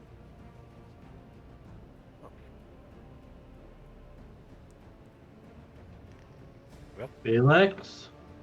Felix, I think you could fit inside of here. Part of me can fit down in here. I don't know. It'd be a tight fit, but we could take a ride. You'd have to repair the mechanism, Sharon says. Oh, right. How was that work again, Felix? Figured it out before. You yeah, you put the two, and then I don't. Yeah. Flip the switch and cast a spell and do a dance. I don't remember.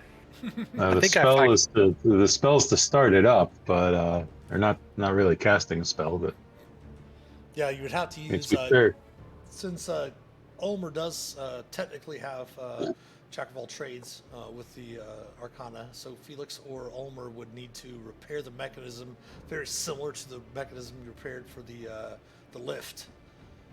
So you need to make an Arcana check to repair the mechanism, and then if you wanted to charge it, someone could touch it and expend a first level spell slot or higher to recharge it, if you wish.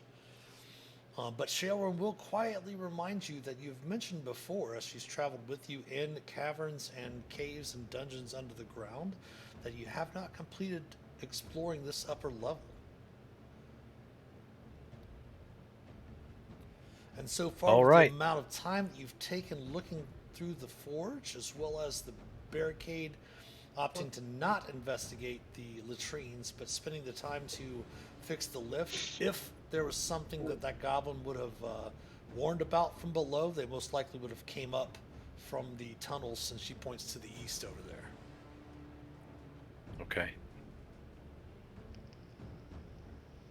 Well,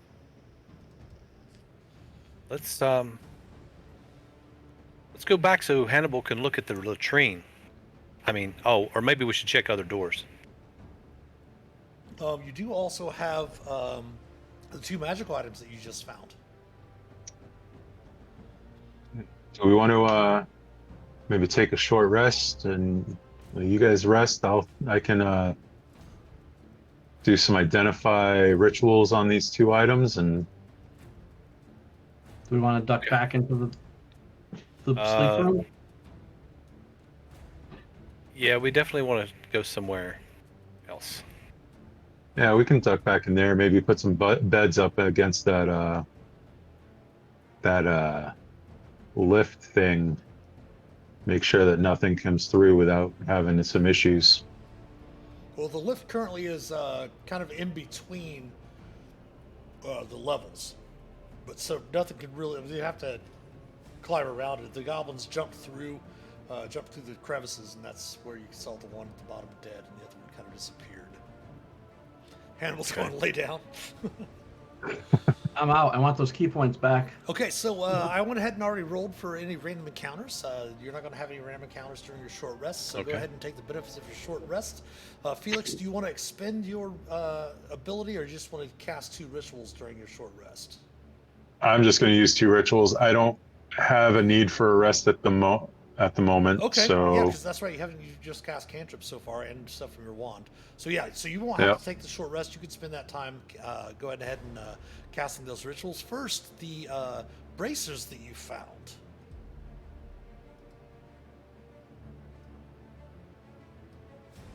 Are bracers of archery. Nice.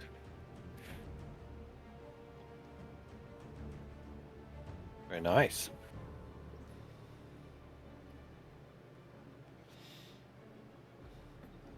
Magical bracers of archery. And if no one speaks up for them, the Wood Elf and Shale Room would definitely love to have those bracers. Oh yeah. For sure. I don't think the rest of us really use that much. Well, actually, no, I can't say that. Longbows and short bows is what it said, right? Yeah, it's only Yeah, for long long bows and short bows. Yeah. Yeah. Yeah. So But here's Yeah, the she would really, definitely. here's the really great one that you get, Felix. Here's the javelin. oh, okay. Oh. Oh my goodness. Oh. Uh, what is it, Felix? Javelin of lightning. When you throw it, speak its word, command word, comes a bolt of lightning, sort of like the lightning spell. Lightning. Ulmer says, "Oh, I don't know anybody would want that."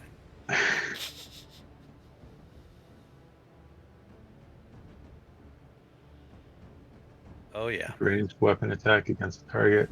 Target takes damage from the lightning. Javelin plus 46 damage. So basically, every Damn. creature in the line gets hit by the lightning bolt, and they have to make a save or take lightning damage or half as much on a successful save. And then when it hits the target, it turns back into the javelin. And then if that hits the target, it takes the damage from the javelin plus 46 lightning. But it can only be used once a day like that. Once per day. Still. But it is still considered a magical weapon. Nice. Yes. I look at Ulmer and say, if no one wants this, I'll drop it down the shaft. And of course, his jaw would drop, and he'd be like, "Are you serious?"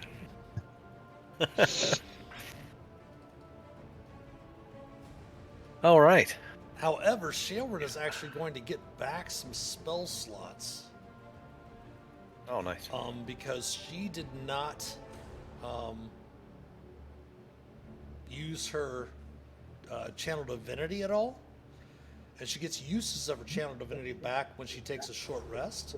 So she's going to use her harness divine power twice before you guys begin the rest. So she can gain back, let me see, the spell slots she can gain back.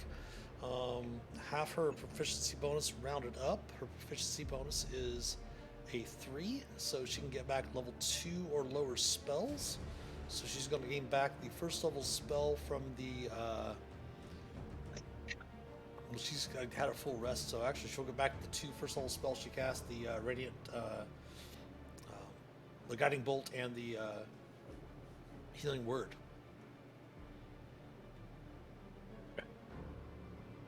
So, Hannibal, did you want to spend any hit dice on your short rest? I do. I was going to ask the bard or the cleric if they had any tricks during short rest. She's already used the healer's kit on you, the feature, so you have to take at least a short rest before she can use it again. But Ulmer could play a Song of Rest. Ulmer, yeah, that's what I was hoping for. Start playing a little song on my lute. All right, so go ahead and get that extra D6 there, if you would, Ulmer.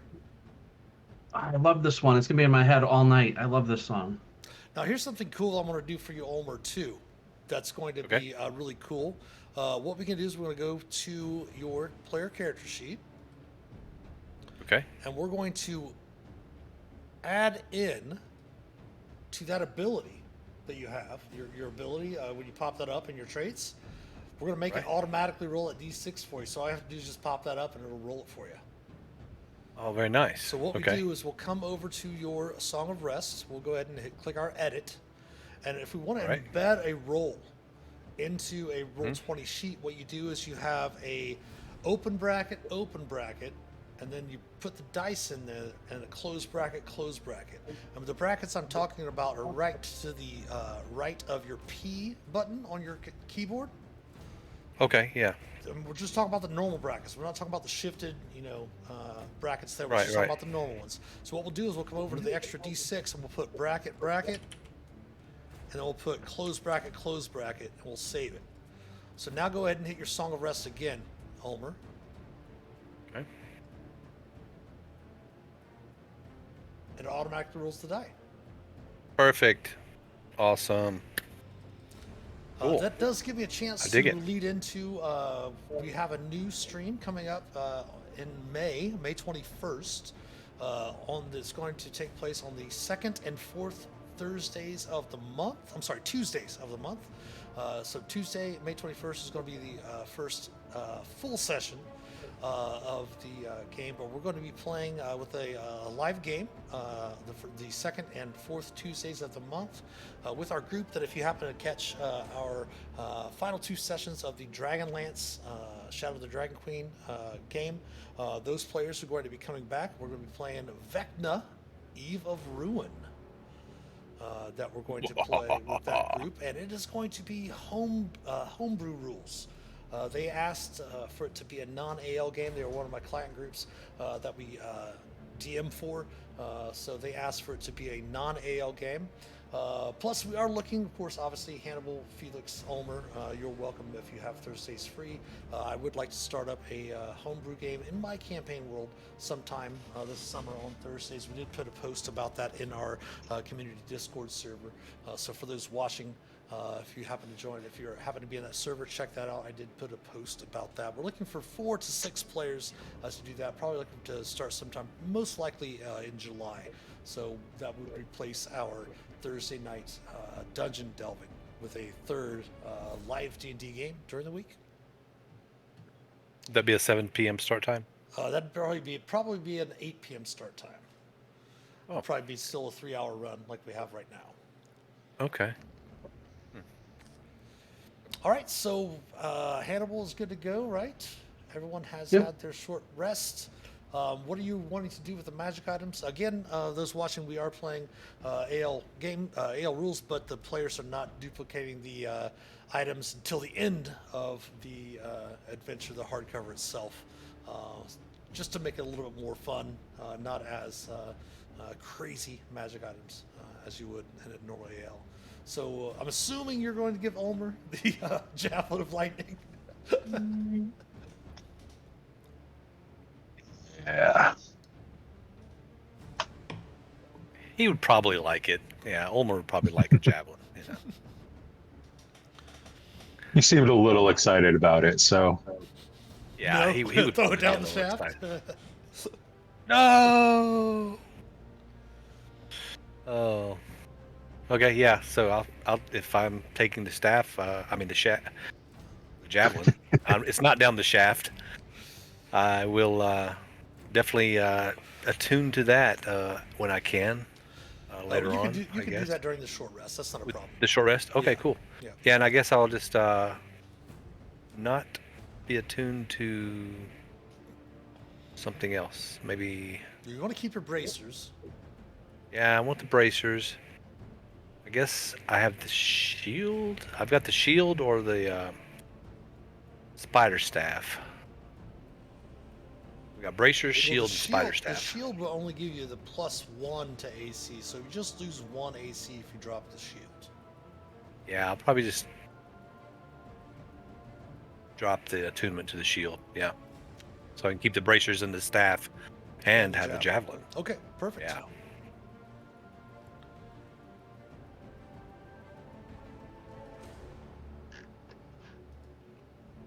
Cool. Putting that one on the hot bar.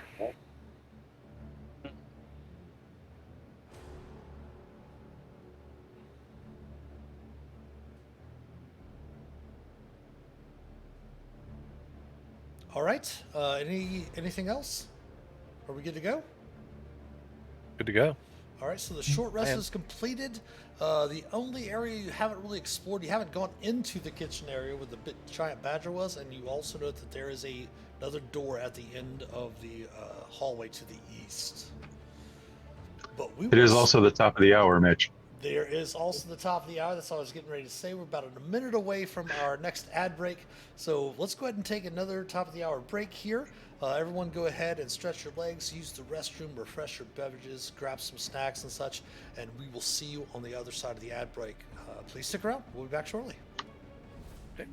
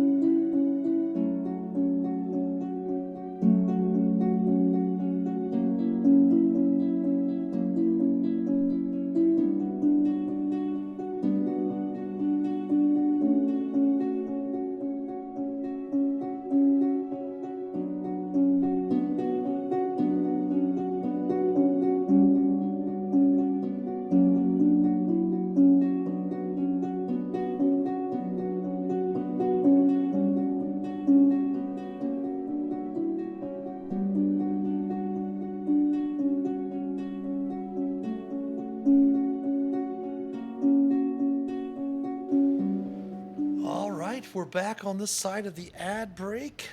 The characters have finished their short rest, discovered that they have a set of bracers of archery and a javelin of lightning. And yes, I don't know what the Baby Shark song is, so I don't have any kids that I know of, so I don't listen to this. I'm assuming that's one of those kids' songs. Is that what it is? Yeah, it's been going through my head since he posted that. Oh, It's so funny. My wife and I were always talking with our friends and or like new people we'll meet and whatever, and they're like going, "So how many children do you have?" And we're like, "We don't have any." And then people are always, for some reason, if their parents are like, "Oh, well, what do you do with yourselves?" And my wife always answers the same thing: "Anything I want." Oh goodness. All right, so you are back in the barracks. You've taken the short rest. Hannibal, if you want to sit up from the bed, you can. Feel free. sure. Zarda says, best part is I've never heard it either, just heard about it. Like my teenagers, I'll just try to grab that extra 5. Hannibal's gonna grab that extra 5 minutes in bed just to make everybody a little late. But you do have Don't tempt me to come and jump on you. but you do have the kitchen. You did look in the window and you did open it up, Homer. Okay. But there's a door that you did notice to the kitchen in the hallway, and there's the door at the end of the hall. Plus, if you want to look through the latrines, you can. Ulmer it doesn't like the idea, but he takes a deep breath and he opens up the door and he does go and look inside the latrine at least. Okay. I'll And hide looks something around. around my face and follow. Okay. Use my inner monk peace to just calm myself. Sure. Again, very nasty all through the area. However, looking around Hannibal as you enter into the room, your passive perception notes that there is a slight depression in the latrine's northwest corner up here. I'll point that out to Ulmer using my amazing stone cunning. Okay. Just means more butts have sat in that spot.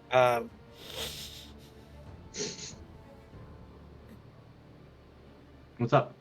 Felix, I have- Sharon I does gotta hand- take a break for like 2 seconds, Mitch. Sorry. Yeah, no worries. I'll be right back. Something's going on No outside worries. of my house. No worries. Go ahead. Hopefully it's not that bear. Hopefully it's not a bear, yeah. If it is, leave your camera on. If it is, leave your camera on. But yeah, so Hannibal and Felix, Sharon does hand you one of her perfumed handkerchiefs if you want to use it to come into the room. Excellent. Oh, She does buy Nice. perfume in between every session and does make sure that she has those handkerchiefs for coming into these types of things. It's not that she's you know, you've camped with her, you've been adventuring with her for a number of weeks now. You definitely know that she is not a person. She's not shy about getting dirty. She's not shy about getting into the combats and stuff like that. It's just more one of those things that you face things where there's been stench involved. There's been things that have caused you to have to make constitution saves and such. She just has those as a kind of a thing to, maybe help with that. wicked Sorry smart. about that. Good to go. Grew up on the Wasn't a streets bear. and never went there. I've smelled worse. It wasn't a bear. Was it a coyote? No, it was actually my son. He came home early. I was supposed to go pick him up, but his friend gave him a ride back. So sorry. He was locked out of the house. Oh, I see. Sorry. But yeah, there's the depression in the north western corner of the latrines. All right, I will definitely investigate, check it out, sniff it. It just looks that you need to press it, like push on it. All right, I'm gonna say, everybody look out, and to press it, and then I'm gonna have to make a reflex save. Wrong edition. Wrong edition. But A you reflex do note save. you do note that there is. That's what happens when you play 3-5 before you play your 5e game 3-5. on Sundays. That's okay. I was at Gen Con last year, and Chris Perkins and James Wyatt were sitting at the table, and we were talking, chatting, whatever. And somebody said something about making a will save, and we were like, "Oh my gosh, Oh. wisdom or whatever." So James Wyatt was signing some stuff, and he said something about make sure to make those will saves, or then cross it out and put wisdom saves. But you can Yeah. open that door, Hannibal. You do note the location of the secret door, and you can push it and open it up. Not even gonna listen. I'm just gonna open it up. Huh? As you do, you enter into a large natural pool. You see a natural pool in the room, brimming with turquoise water that burbles in the center of the chamber. Steam coils off the water's surface, rising to a vent in the cave ceiling. The water itself sparkles with an inviting, tranquil glow. As a dwarf who lives in the sides of hills and mountains, does purple water make me nervous at all? Turquoise, Turquoise. Oh. very blue. Go ahead I'll, and give me a stone cutting history check.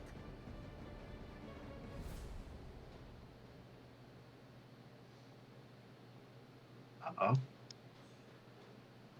Well, Can't click on- with the +3 from your stone cutting, because it just doubles your proficiency bonus, right? With the Yep. stone cutting, so it's a 19.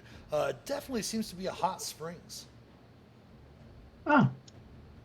Could have taken our rest in here, ladies and gentlemen. As a matter Oh, of yeah? fact, you do note, looking at the spring itself, it does the stench from the latrine doesn't seem to enter into this area either, Ulmer. And Sharon kind of bends down to examine the waters, and you can all see with your dark vision. Again, Felix, Sharon's giving you the 300-foot dark vision she has. You can see that the spring itself is about 15 foot deep. And Sharon kind of bends down and tests the water, and she says, "This spring seems to have curative powers." Wow. So what do we do? Drink it? No, It's hot. If you were to rest in it, it Oh. has a rejuvenation effect of some sort. For every 10 minutes that you would spend submerged in the spring, you would regain vitality and health.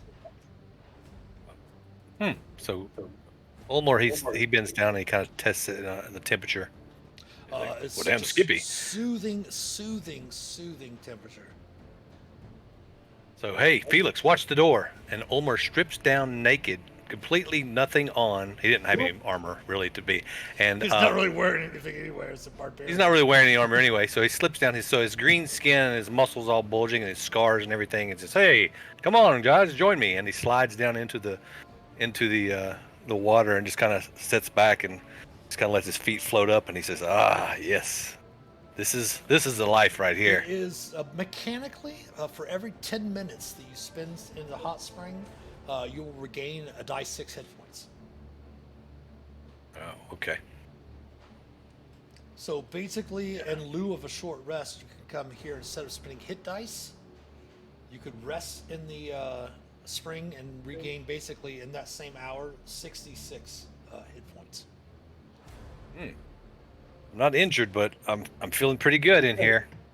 You smell better. Yeah, I bet I do. You almost smell as good as that latrine in there, Hannibal. Better get in here. You do note that there's a vent about 40 feet above you. That does seem. Everyone, give me a survival check if you would. Okay. Oh, stealth. Oh, sorry. Yeah, we're doing well. Oh, Homer just became proficient with survival tonight, and his first roll was a 5. Awesome.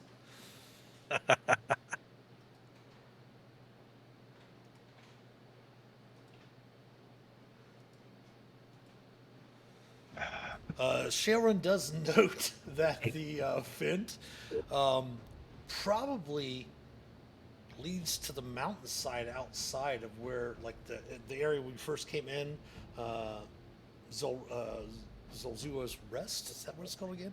I keep forgetting the Zolrua's. Zorzula's Rest. Zorzula's Rest.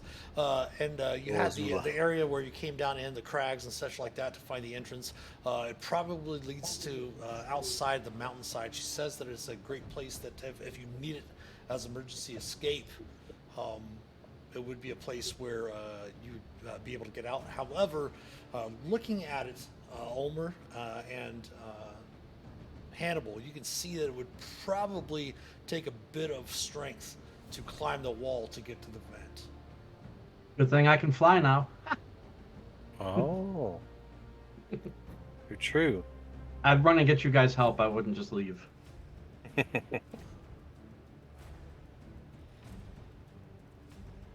You know, Shaylin says, you know I would not allow that to happen. Of course not. Okay, so Ulmer starts feeling a little better now. She does say, I puts can his fly. clothes back on. I can fly now too, she says. Oh, okay. Yeah, remember There she we got go. the shattered wings? And there's Oh, that's no right. light in this room at all, yeah. But what she right. was suggesting is that she does mention that perhaps maybe you might rig something while you're here in this room in case there is some sort of emergency where someone needs to get out. Because obviously, did you scribe the fly spell yet, Felix? No, not yet. What spells And did you I take? don't have the by money the way, for at it. at sixth level, what did you take? Oh, what did I take? I took protection from energy and stinking cloud. Okay. Oh, that must be what That was a was waste in the of a spell slot. latrines. That's what it was. He was testing his stinking cloud in the latrines. That's what the smell was. Okay, fair enough. But if you want to take the time to try to rig something up, you have plenty of rope. I mean, you've already had your hempen rope. You've purchased some silk rope here and there. You've even found during your adventures some rope as well. If you wanted to rig something up with Hannibal and Ulmer, you could rig something to where, like even with actually Felix, if you wanted to make some either Arcana or History checks, you could rig something to where it'd be like a drop ladder, like a drop rope ladder, or something like that. All right. That you could easily pull down to do so. So everyone pick a skill that you're skilled with that you would think would be appropriate to add to this endeavor. Okay.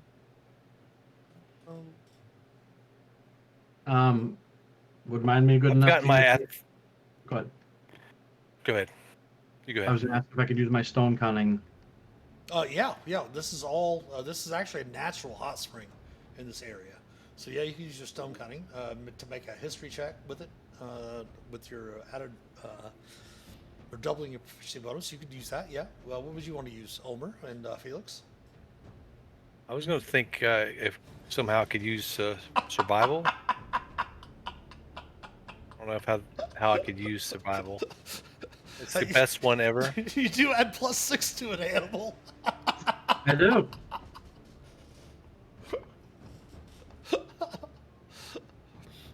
At 11. We'll go ahead and add the extra 4 for the D4, I should say, for your guidance from Sheilrin. Of course. All right, so 13. That's not bad. Fine. We're fine. What were you going to say, Ulmer? Survival? Can I somehow I Sure. could use Oh, yeah. survival? Oh, Thinking, yeah. yeah, trying to figure out the best way to go about all of it. Mhm. Add D4. Yep. Okay. Sheilrin will come around, allow all of you to peruse, check the area out, investigate and stuff like that, to and then cast guidance on you before you Okay. make a check. And then Felix, what would you like to do? Well, you said Arcana, Yeah. so I'll try that out. Sure. Add the D4. Yeah. So 16 total. Excellent. And then Sheilrin's just going to use perception with the D4. 18. So yeah, you're able to get the kind of draw up the diagrams, build the little contraption you want to set up to the vent. The only thing we're going to need is somebody to give me an athletics check to get up there to set the contraption and to set it up. Olmar will volunteer to do the athletics. If you want to use your inspiration or no. Yeah, why not? Boom, inspiration.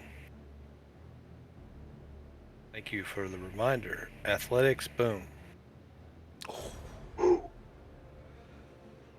28 plus the D4. You're easily able to get it up, set it up. There's just a kind of a hidden small little thread through some of the rocks in the wall where any four of you can come over and easily just pull that thread, and it drops the rope ladder down for you to make your way up to the vent without any skill checks or whatever. Okay. Nice. All right. So you have an alternate escape route if need be. Where to next? What do you think, guys? Go check out the door that we haven't opened near the kitchen. Yeah, check that out. Check the kitchen too. See if there's anything we missed in there. Oh, sure. yeah. We did miss something. So feel free to move There's your a badger. tokens. Yeah, feel free to move your tokens down to that hallway.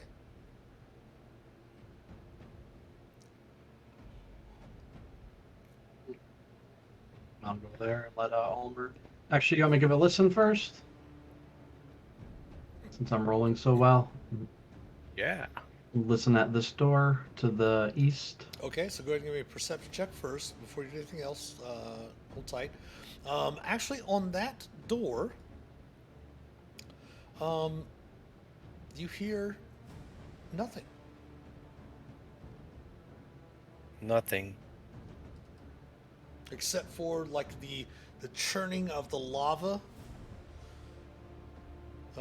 that was on the other side of the forge. You hear just a slight bit of wind blowing, but you really don't hear anything on the other side. Felix, what are you doing at the window?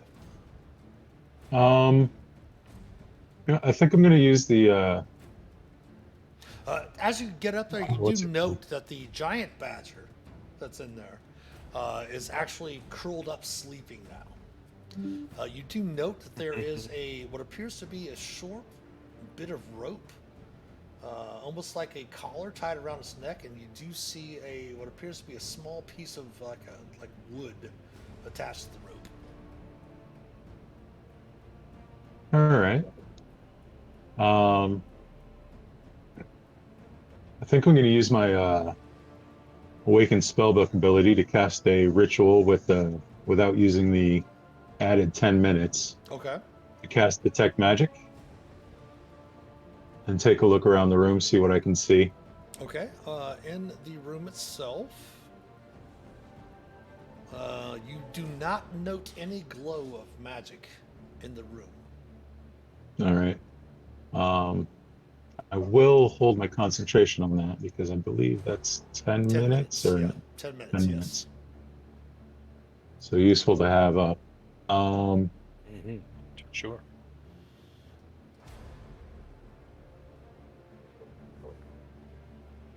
And then I'll come down and say, tell them it looks like the badger's been tied up in there. No. It was just a small, like a collar. It's wearing. The piece of rope was like a collar around it, and you saw a little piece of wood hanging from the bit of rope. She's not tied up. Oh, It's okay. not tied up. Yeah, it's not tied up at all. Oh, okay. So like a just- collar with like a name tag or something Perhaps, on it. yes, perhaps. But she is kind of balled up, kind of snoring a little bit. All right. I'll mention that, and then check the door, see if it's unlocked. Give me an investigation check. Badger. Wow. Oh, this door to the north, it is not locked. Oh, okay. The door to the Yeah. north of you is not locked. All right. So I will stealthily open up and try and go in. First, give me a stealth check. Yep. All right, give me a sleight of hand check. Oh, there it is. Nice. You're able to open the door. You do see the Very cool. kitchen. And as you do open the door, you do hear just at the last moment a creak as the door opens. You see the badger's eyes perk up from where it's sleeping. It looks towards you, and it rushes over. I'm gonna close the door. What do you do? I'm gonna close the door. Okay, first of all, give me a perception check. Okay, 6. you close the door. You hear clawing on the door on the other side. And squeaking and snorting.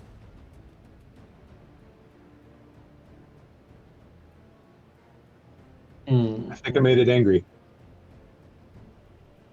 Oh, I think it is angry. I think it might just wants to give you a little snuggle, Felix. You got a new pet. You got a pet now. You gonna open the door, Omar? If Felix lets me, I don't know. I don't want to feed him to the badger if it really is a mean one. I was gonna take out my thieves' tools and try and see if I could lock the door. Oh, Ulmer wants to pet it. He thinks it's nice. He thinks it's cuddly. Go ahead and give me the dexterity check with your thieves' tools. 21. You hear it click and lock, but you don't hear these clawing at the door anymore. Everyone give me a perception check.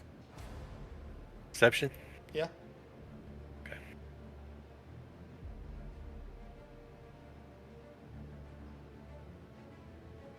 Felix 18. and Hannibal, and after Ulmer makes it, you all hear some giggling from the northwest.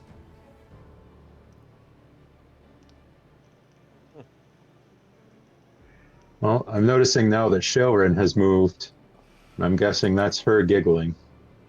It does indeed sound like a female wood elf giggling. And as you come through the area, you see that the giant badger has climbed through the window and is laying on its back, and Shailrin is giving it belly rubs. Ulmer, he can't stand it. He walks over there. And it's making very enjoyable, the creature's making very enjoyable sounds, very happy sounds.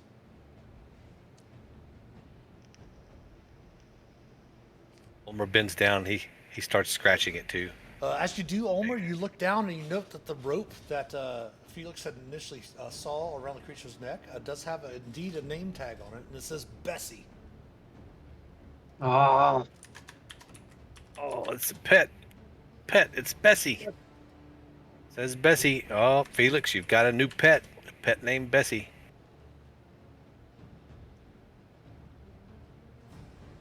It definitely does not seem as if it's been like any sort of malnutrition at all. It's very well fed and waddles a little bit as you all stand up and kind of take a lay of the land, and it just seems to start following Shailrin as she walks down towards Felix. Oh, missed your chance. I think it likes Shailrin. I was gonna say, Felix, have you ever had a? It does stop for a moment as you're asking that question, Ulmer, and it turns and starts sniffing your boots, and kind of the warmth from the hot springs and stuff like that, and kind of starts nuzzling around at your legs as well. Oh, I was gonna say, this might be a good familiar for a halfling wizard to have a badger as a familiar. You could even ride this thing. As I start scratching it behind the ears. It is a giant badger. He can't help it. He can't help it. Scratching it behind the ears. Yeah, you could ride it. Bigger than me. Bigger than me. I couldn't ride it very well, but maybe you could. And as Hannibal comes over, you see it kind of doesn't really bowl Shelrin over, but does kind of get mixed up underneath her legs, and she kind of steps to the side, and it comes right up to Hannibal and starts nuzzling on you, on your legs as well, Hannibal. Felix is moving away. Felix doesn't want to have anything to do with this giant badger. I'm wondering, Felix, what's going through your head? Is it a situation where you are an urchin that grew up on the streets of Neverwinter and you're just thinking large rats? Is that what you're thinking? I'm thinking it's bigger than me and it has sharp teeth. Fair enough. Fair enough. Fair enough.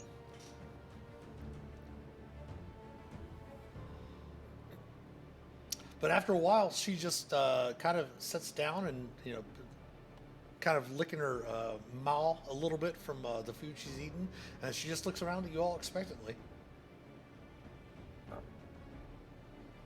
Well, Ulmer, he'll pull out some iron rations out of his pack. Just some Iron rations. Yeah, iron rations, old school, way old school. He'll pull some.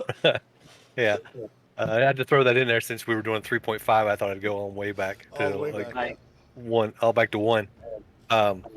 Yeah, so he gives him some rations, some food, out of his pack a little bit, and You see puts her it there. kind of sniff it, but again, she's fairly well fed.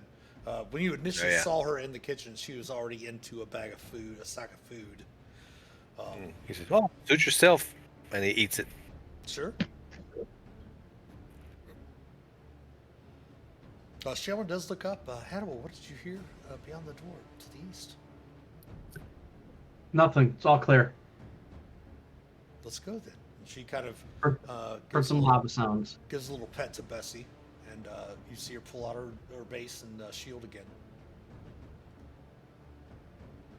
No one can tell Bessie to wait back for us. If anyone wants to give me an animal handling check, feel free.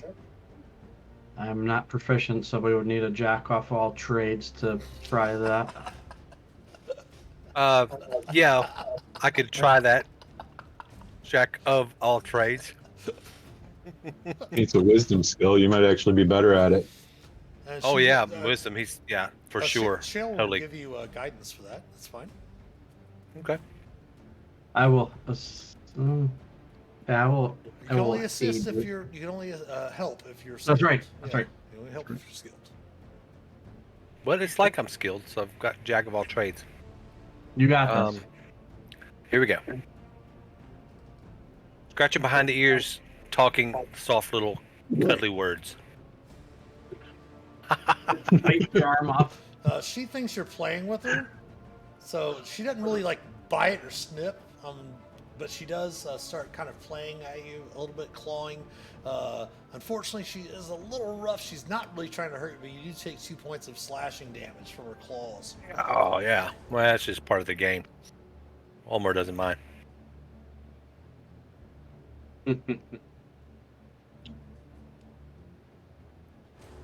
Well, All right. she's a rough one. And then after So- that, you're kind of done playing, and she walks right up behind Shailrin. Okay. Sheldon, you've got a friend. Not it. I guess I'm not it. She scratches me. Oh no, she wasn't scratching you like angrily. It's just her Oh, style yeah, of yeah. play. She It's- thought you were playing. Yeah. Yeah, and he was. Okay. Yeah, so All right, Felix, you're at the door there. Felix's Yep. the tank is going through first, I guess.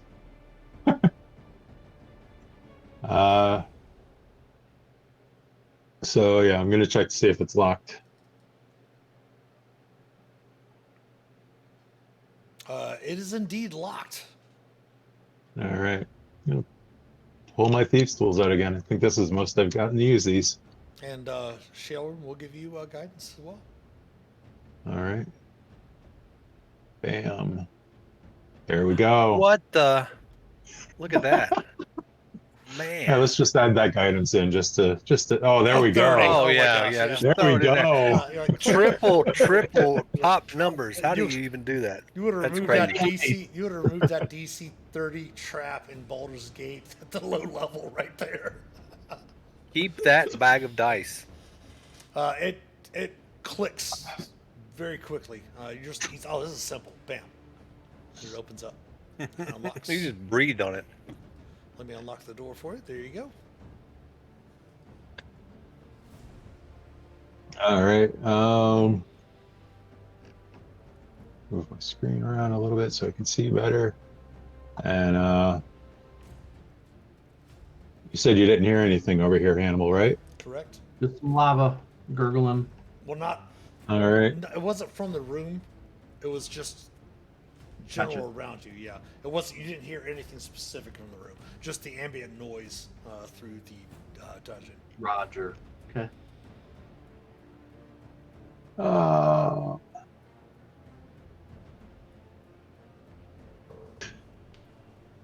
right. I'm going to, I'll open the door and I'll have a telekinetic shove ready to go in case something is right there. Okay. All right. See a bed. Looking in, it definitely appears to be personal quarters of some sort. Contains a large plush four-poster bed covered in silk sheets. Stone shelves bearing books and ornamental ceramic jars line the walls. Alongside, I should say, dust-covered banners embroidered with dwarven runes. You do note that from your position that you can see in the corner of there stands an elegant mahogany desk, on top of which is several bits of paper and parchment. All right. I'll take a step in, take a quick look around. Don't see anything that will attack me, You do and note continue on into the room. there is a door to the northwest. Yep. I'm also going to take a look up at the ceiling, see if there's anything up there. We've had a few times where we've walked into places and there's been things on the ceiling. Go ahead and give me a investigation check. 24. You do not see anything on the ceiling. The ceiling itself is about 20 foot above you. All right. All right. I'm going to take a look at this desk and see if there's anything of note in the papers or Okay.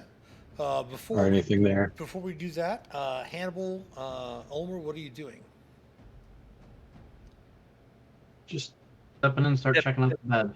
Sharon's going to step into the kitchen and bring Bessie with her. Bessie follows her to try to keep Bessie out of the way. That door's locked. Oh, yeah, they could Go have went through the window. She'll go through the window.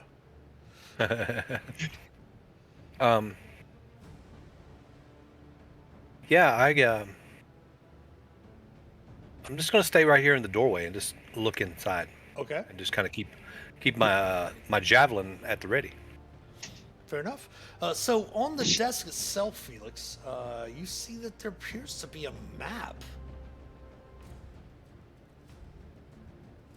But it doesn't seem to have any labels on it. You're not really sure exactly what the map is. It doesn't look like Fendalen or the surrounding area at all. It does seem to be a underground area. Give me 1 second to check something out here.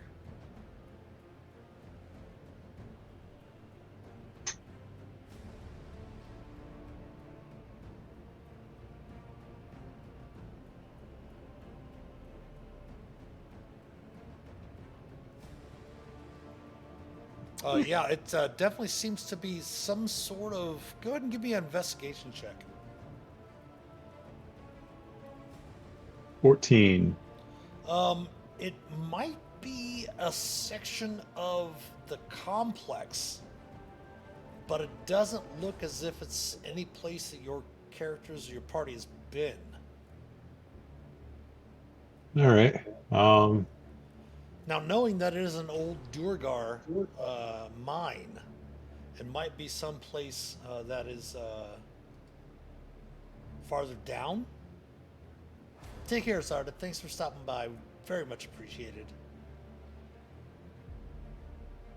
Okay, so before we come back to Felix, Hannibal, what are you doing there? Well, I was checking out the bed, but if anyone in the room needs dwarven eyes to look at anything, otherwise I was just gonna check under the bed for cool hidden weapons or. Go ahead and give me a perception check.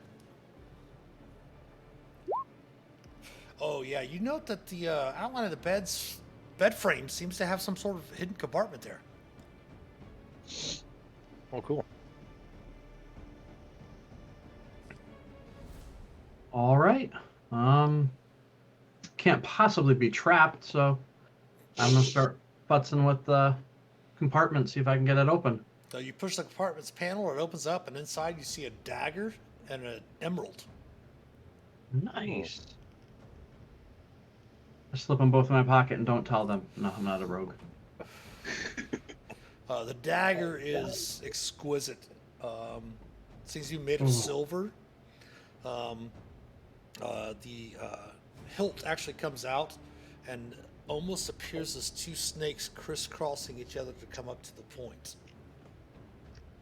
Oh, cool. Beautiful. And the emerald does seem to sparkle a bit more than normal emeralds would sparkle.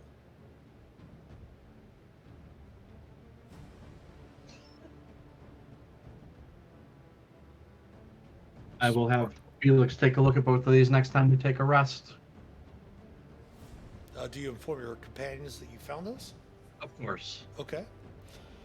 They're looking at me in the camera right now. How could I not? Felix, go ahead and Huh? give me another perception check looking around, or investigation check looking around the that area there where you're at. 21 investigation. Nice. Very nice.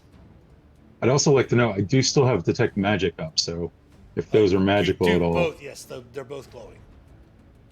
The dagger and the gem. But you also note that there's a small depression there to the north of you. The section of the wall there seems to be engraved with dwarven runes. Hey, Hannibal, can you come read this real quick? Of course I can. Hannibal can read. Only dwarvish, not common.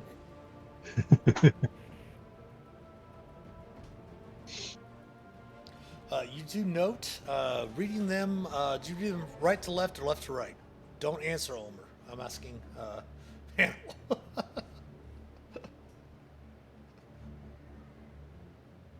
Left to right. All right, left to right, they read the runes are storm, death, light, and wind.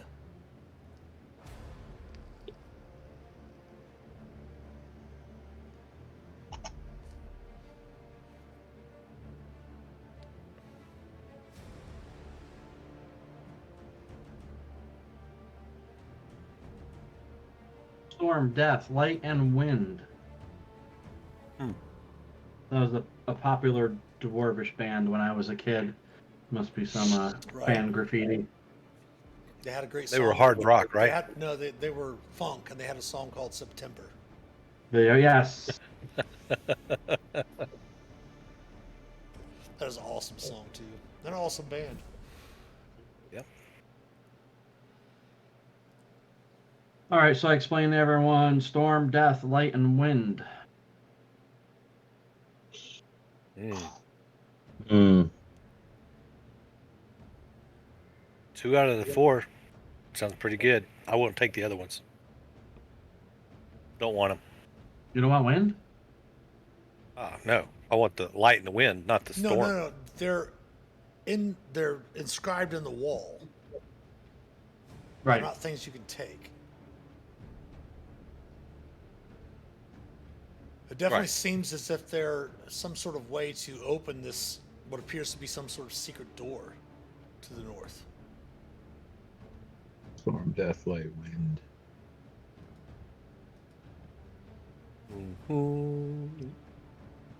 Yeah. Well, if Ulmer comes in. Hey, what's going on, guys? What do you got?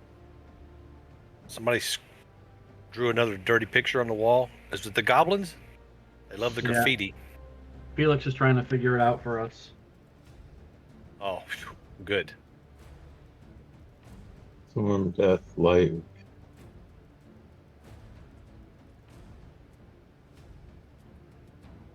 Cantrips we have to cast on the wall. Light.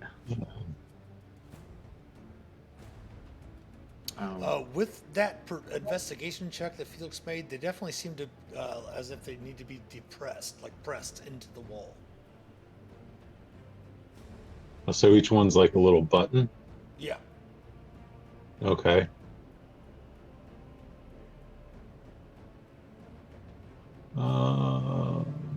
The first thing I think is alphabetical. You know the dwarven alphabet? That is No, true. but I know the common one. That is true. These are Deathic runes.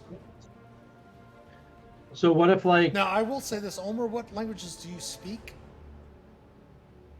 Orc and common. Okay, gotcha. That's it.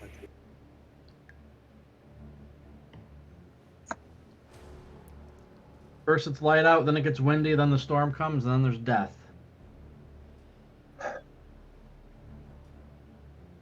Or there's wind, there's a storm, then there's lightning, and then there's death.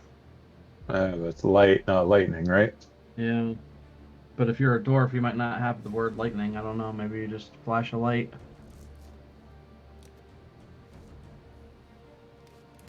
Hmm. Light, storm. I got a javelin and lightning. Perfect. Might be a little damage in here though. I don't know. Stand back, Felix. It's buttons though. I wouldn't want to. As you're standing there, contemplating this, speaking with one another about this, I would say, Hannibal, you hear a faint murmur coming from one of the ceramic jars that are on the shelves. If you recall me describing the room, there's a shelf with some ceramic jars over here near the desk that Felix investigated earlier. You'd note that the murmur seems to be coming from a smooth onyx black jar with geometric engravings inlaid with blue gemstones on it, on the bookcase.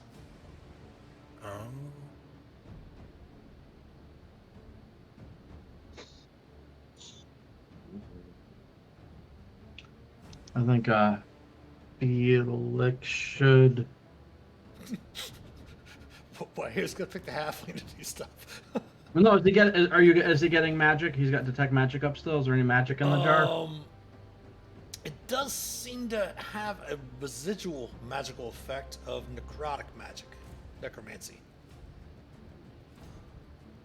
Give me a Arcana check, Ulmer and Felix. Okay.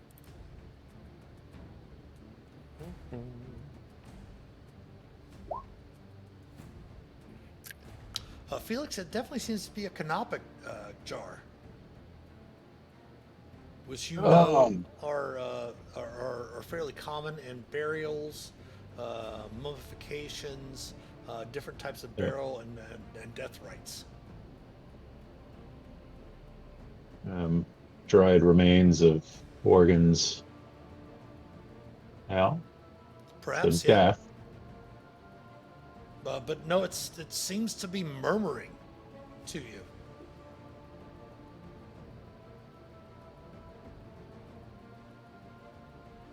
Who can only Felix can hear it?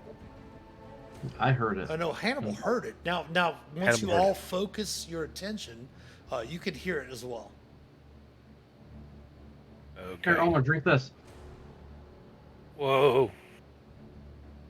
What is that? Oh. I don't think I like to see what's in that jar. It must be really little tiny creature.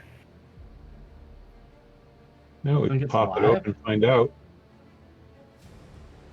Oh, I don't know. I've heard stories out at sea about these genies that were in bottles. Not to be They give you trusted. wishes, though, right? Yeah, but they're not to be trusted. They take away your eyes and your fingers and your life, and give you weird wishes. I don't know, but yeah, ask it what it wants. Ask it about the letters on the wall. Maybe it knows.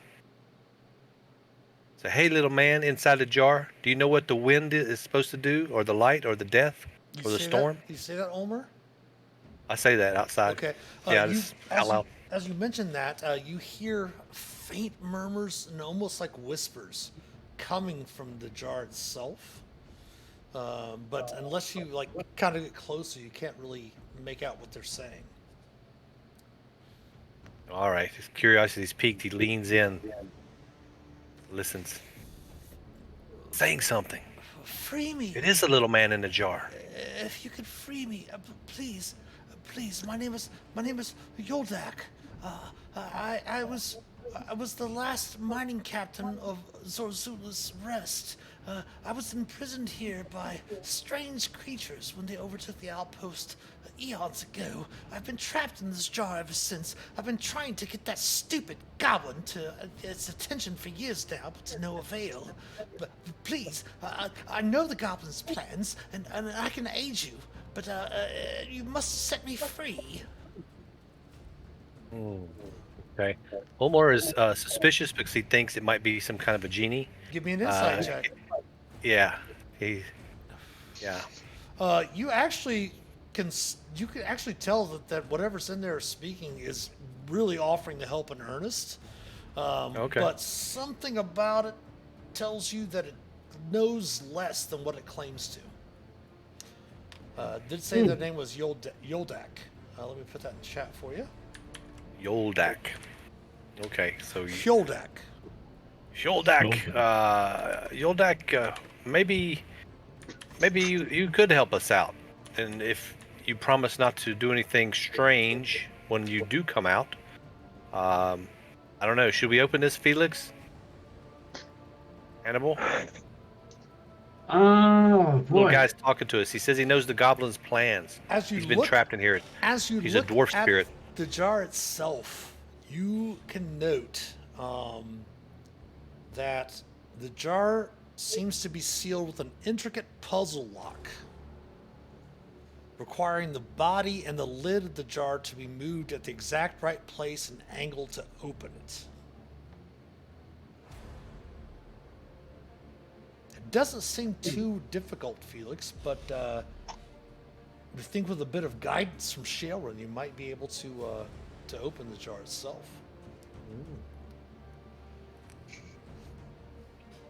Sharon's in the kitchen with Honey Badger, right? Yes, she is. And you can easily step out into the kitchen, unlocking the door, and Knock on the wall. And are you you can also try to break the jar if you wanted to.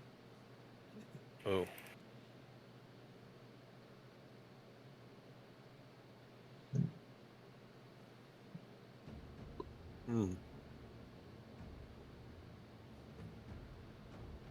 Well, I don't think breaking the jar is a good idea. If you can try to figure it out, Felix, if you can open it, I can try to help too. If Shailran can help, I can maybe give you some inspiration. I can play a little tune. Yeah, you can go ahead and take guidance from Shailran and take bardic inspiration from Ulmer.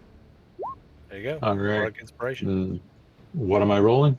An investigation check. Investigation. All right. So we got that. The 20. Nice. Nailed it. A D8 and a D4. Got the D4 is a 24. I'm in with the golden dice tonight. Oh my What? gosh! What? No way. 32. The jar Maxed out is again. dead. All right, that's two Keep checks that that dice Felix back. has gotten tonight was 30 or over. As you're able to, you kind of go through and draw lines around this intricate puzzle lock, moving pieces here and there around the jar itself, and eventually you hear a click, and coming out of the jar, you see a figure emerge. Give me one moment here.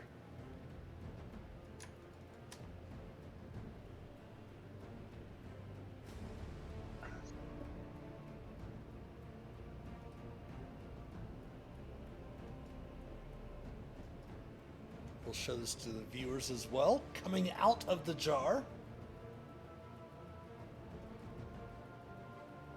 And obviously, he doesn't attack you. And he goes, "Thank you for freeing me, my friends.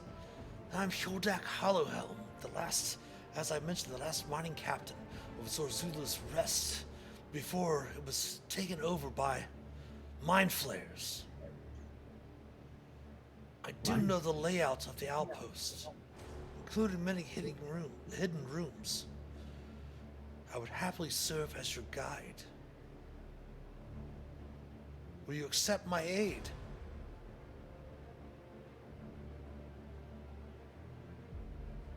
He seems sincere. I don't know.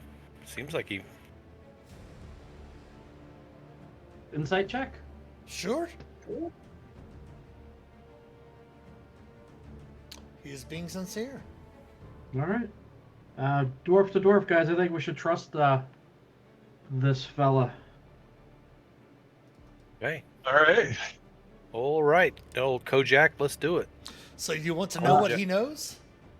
I ask him what's up with the graffiti, and I point to the wall. He points to it, and we will find out what he has to say next week, as it is the top of the hour. It is the end of tonight's stream. You've successfully pulled Hjoldak out of the canopic jar, and he will give you some more information next week in our stream for episode, I believe, 18 next week. 18. Vandelver Below, the Shattered Obelisk.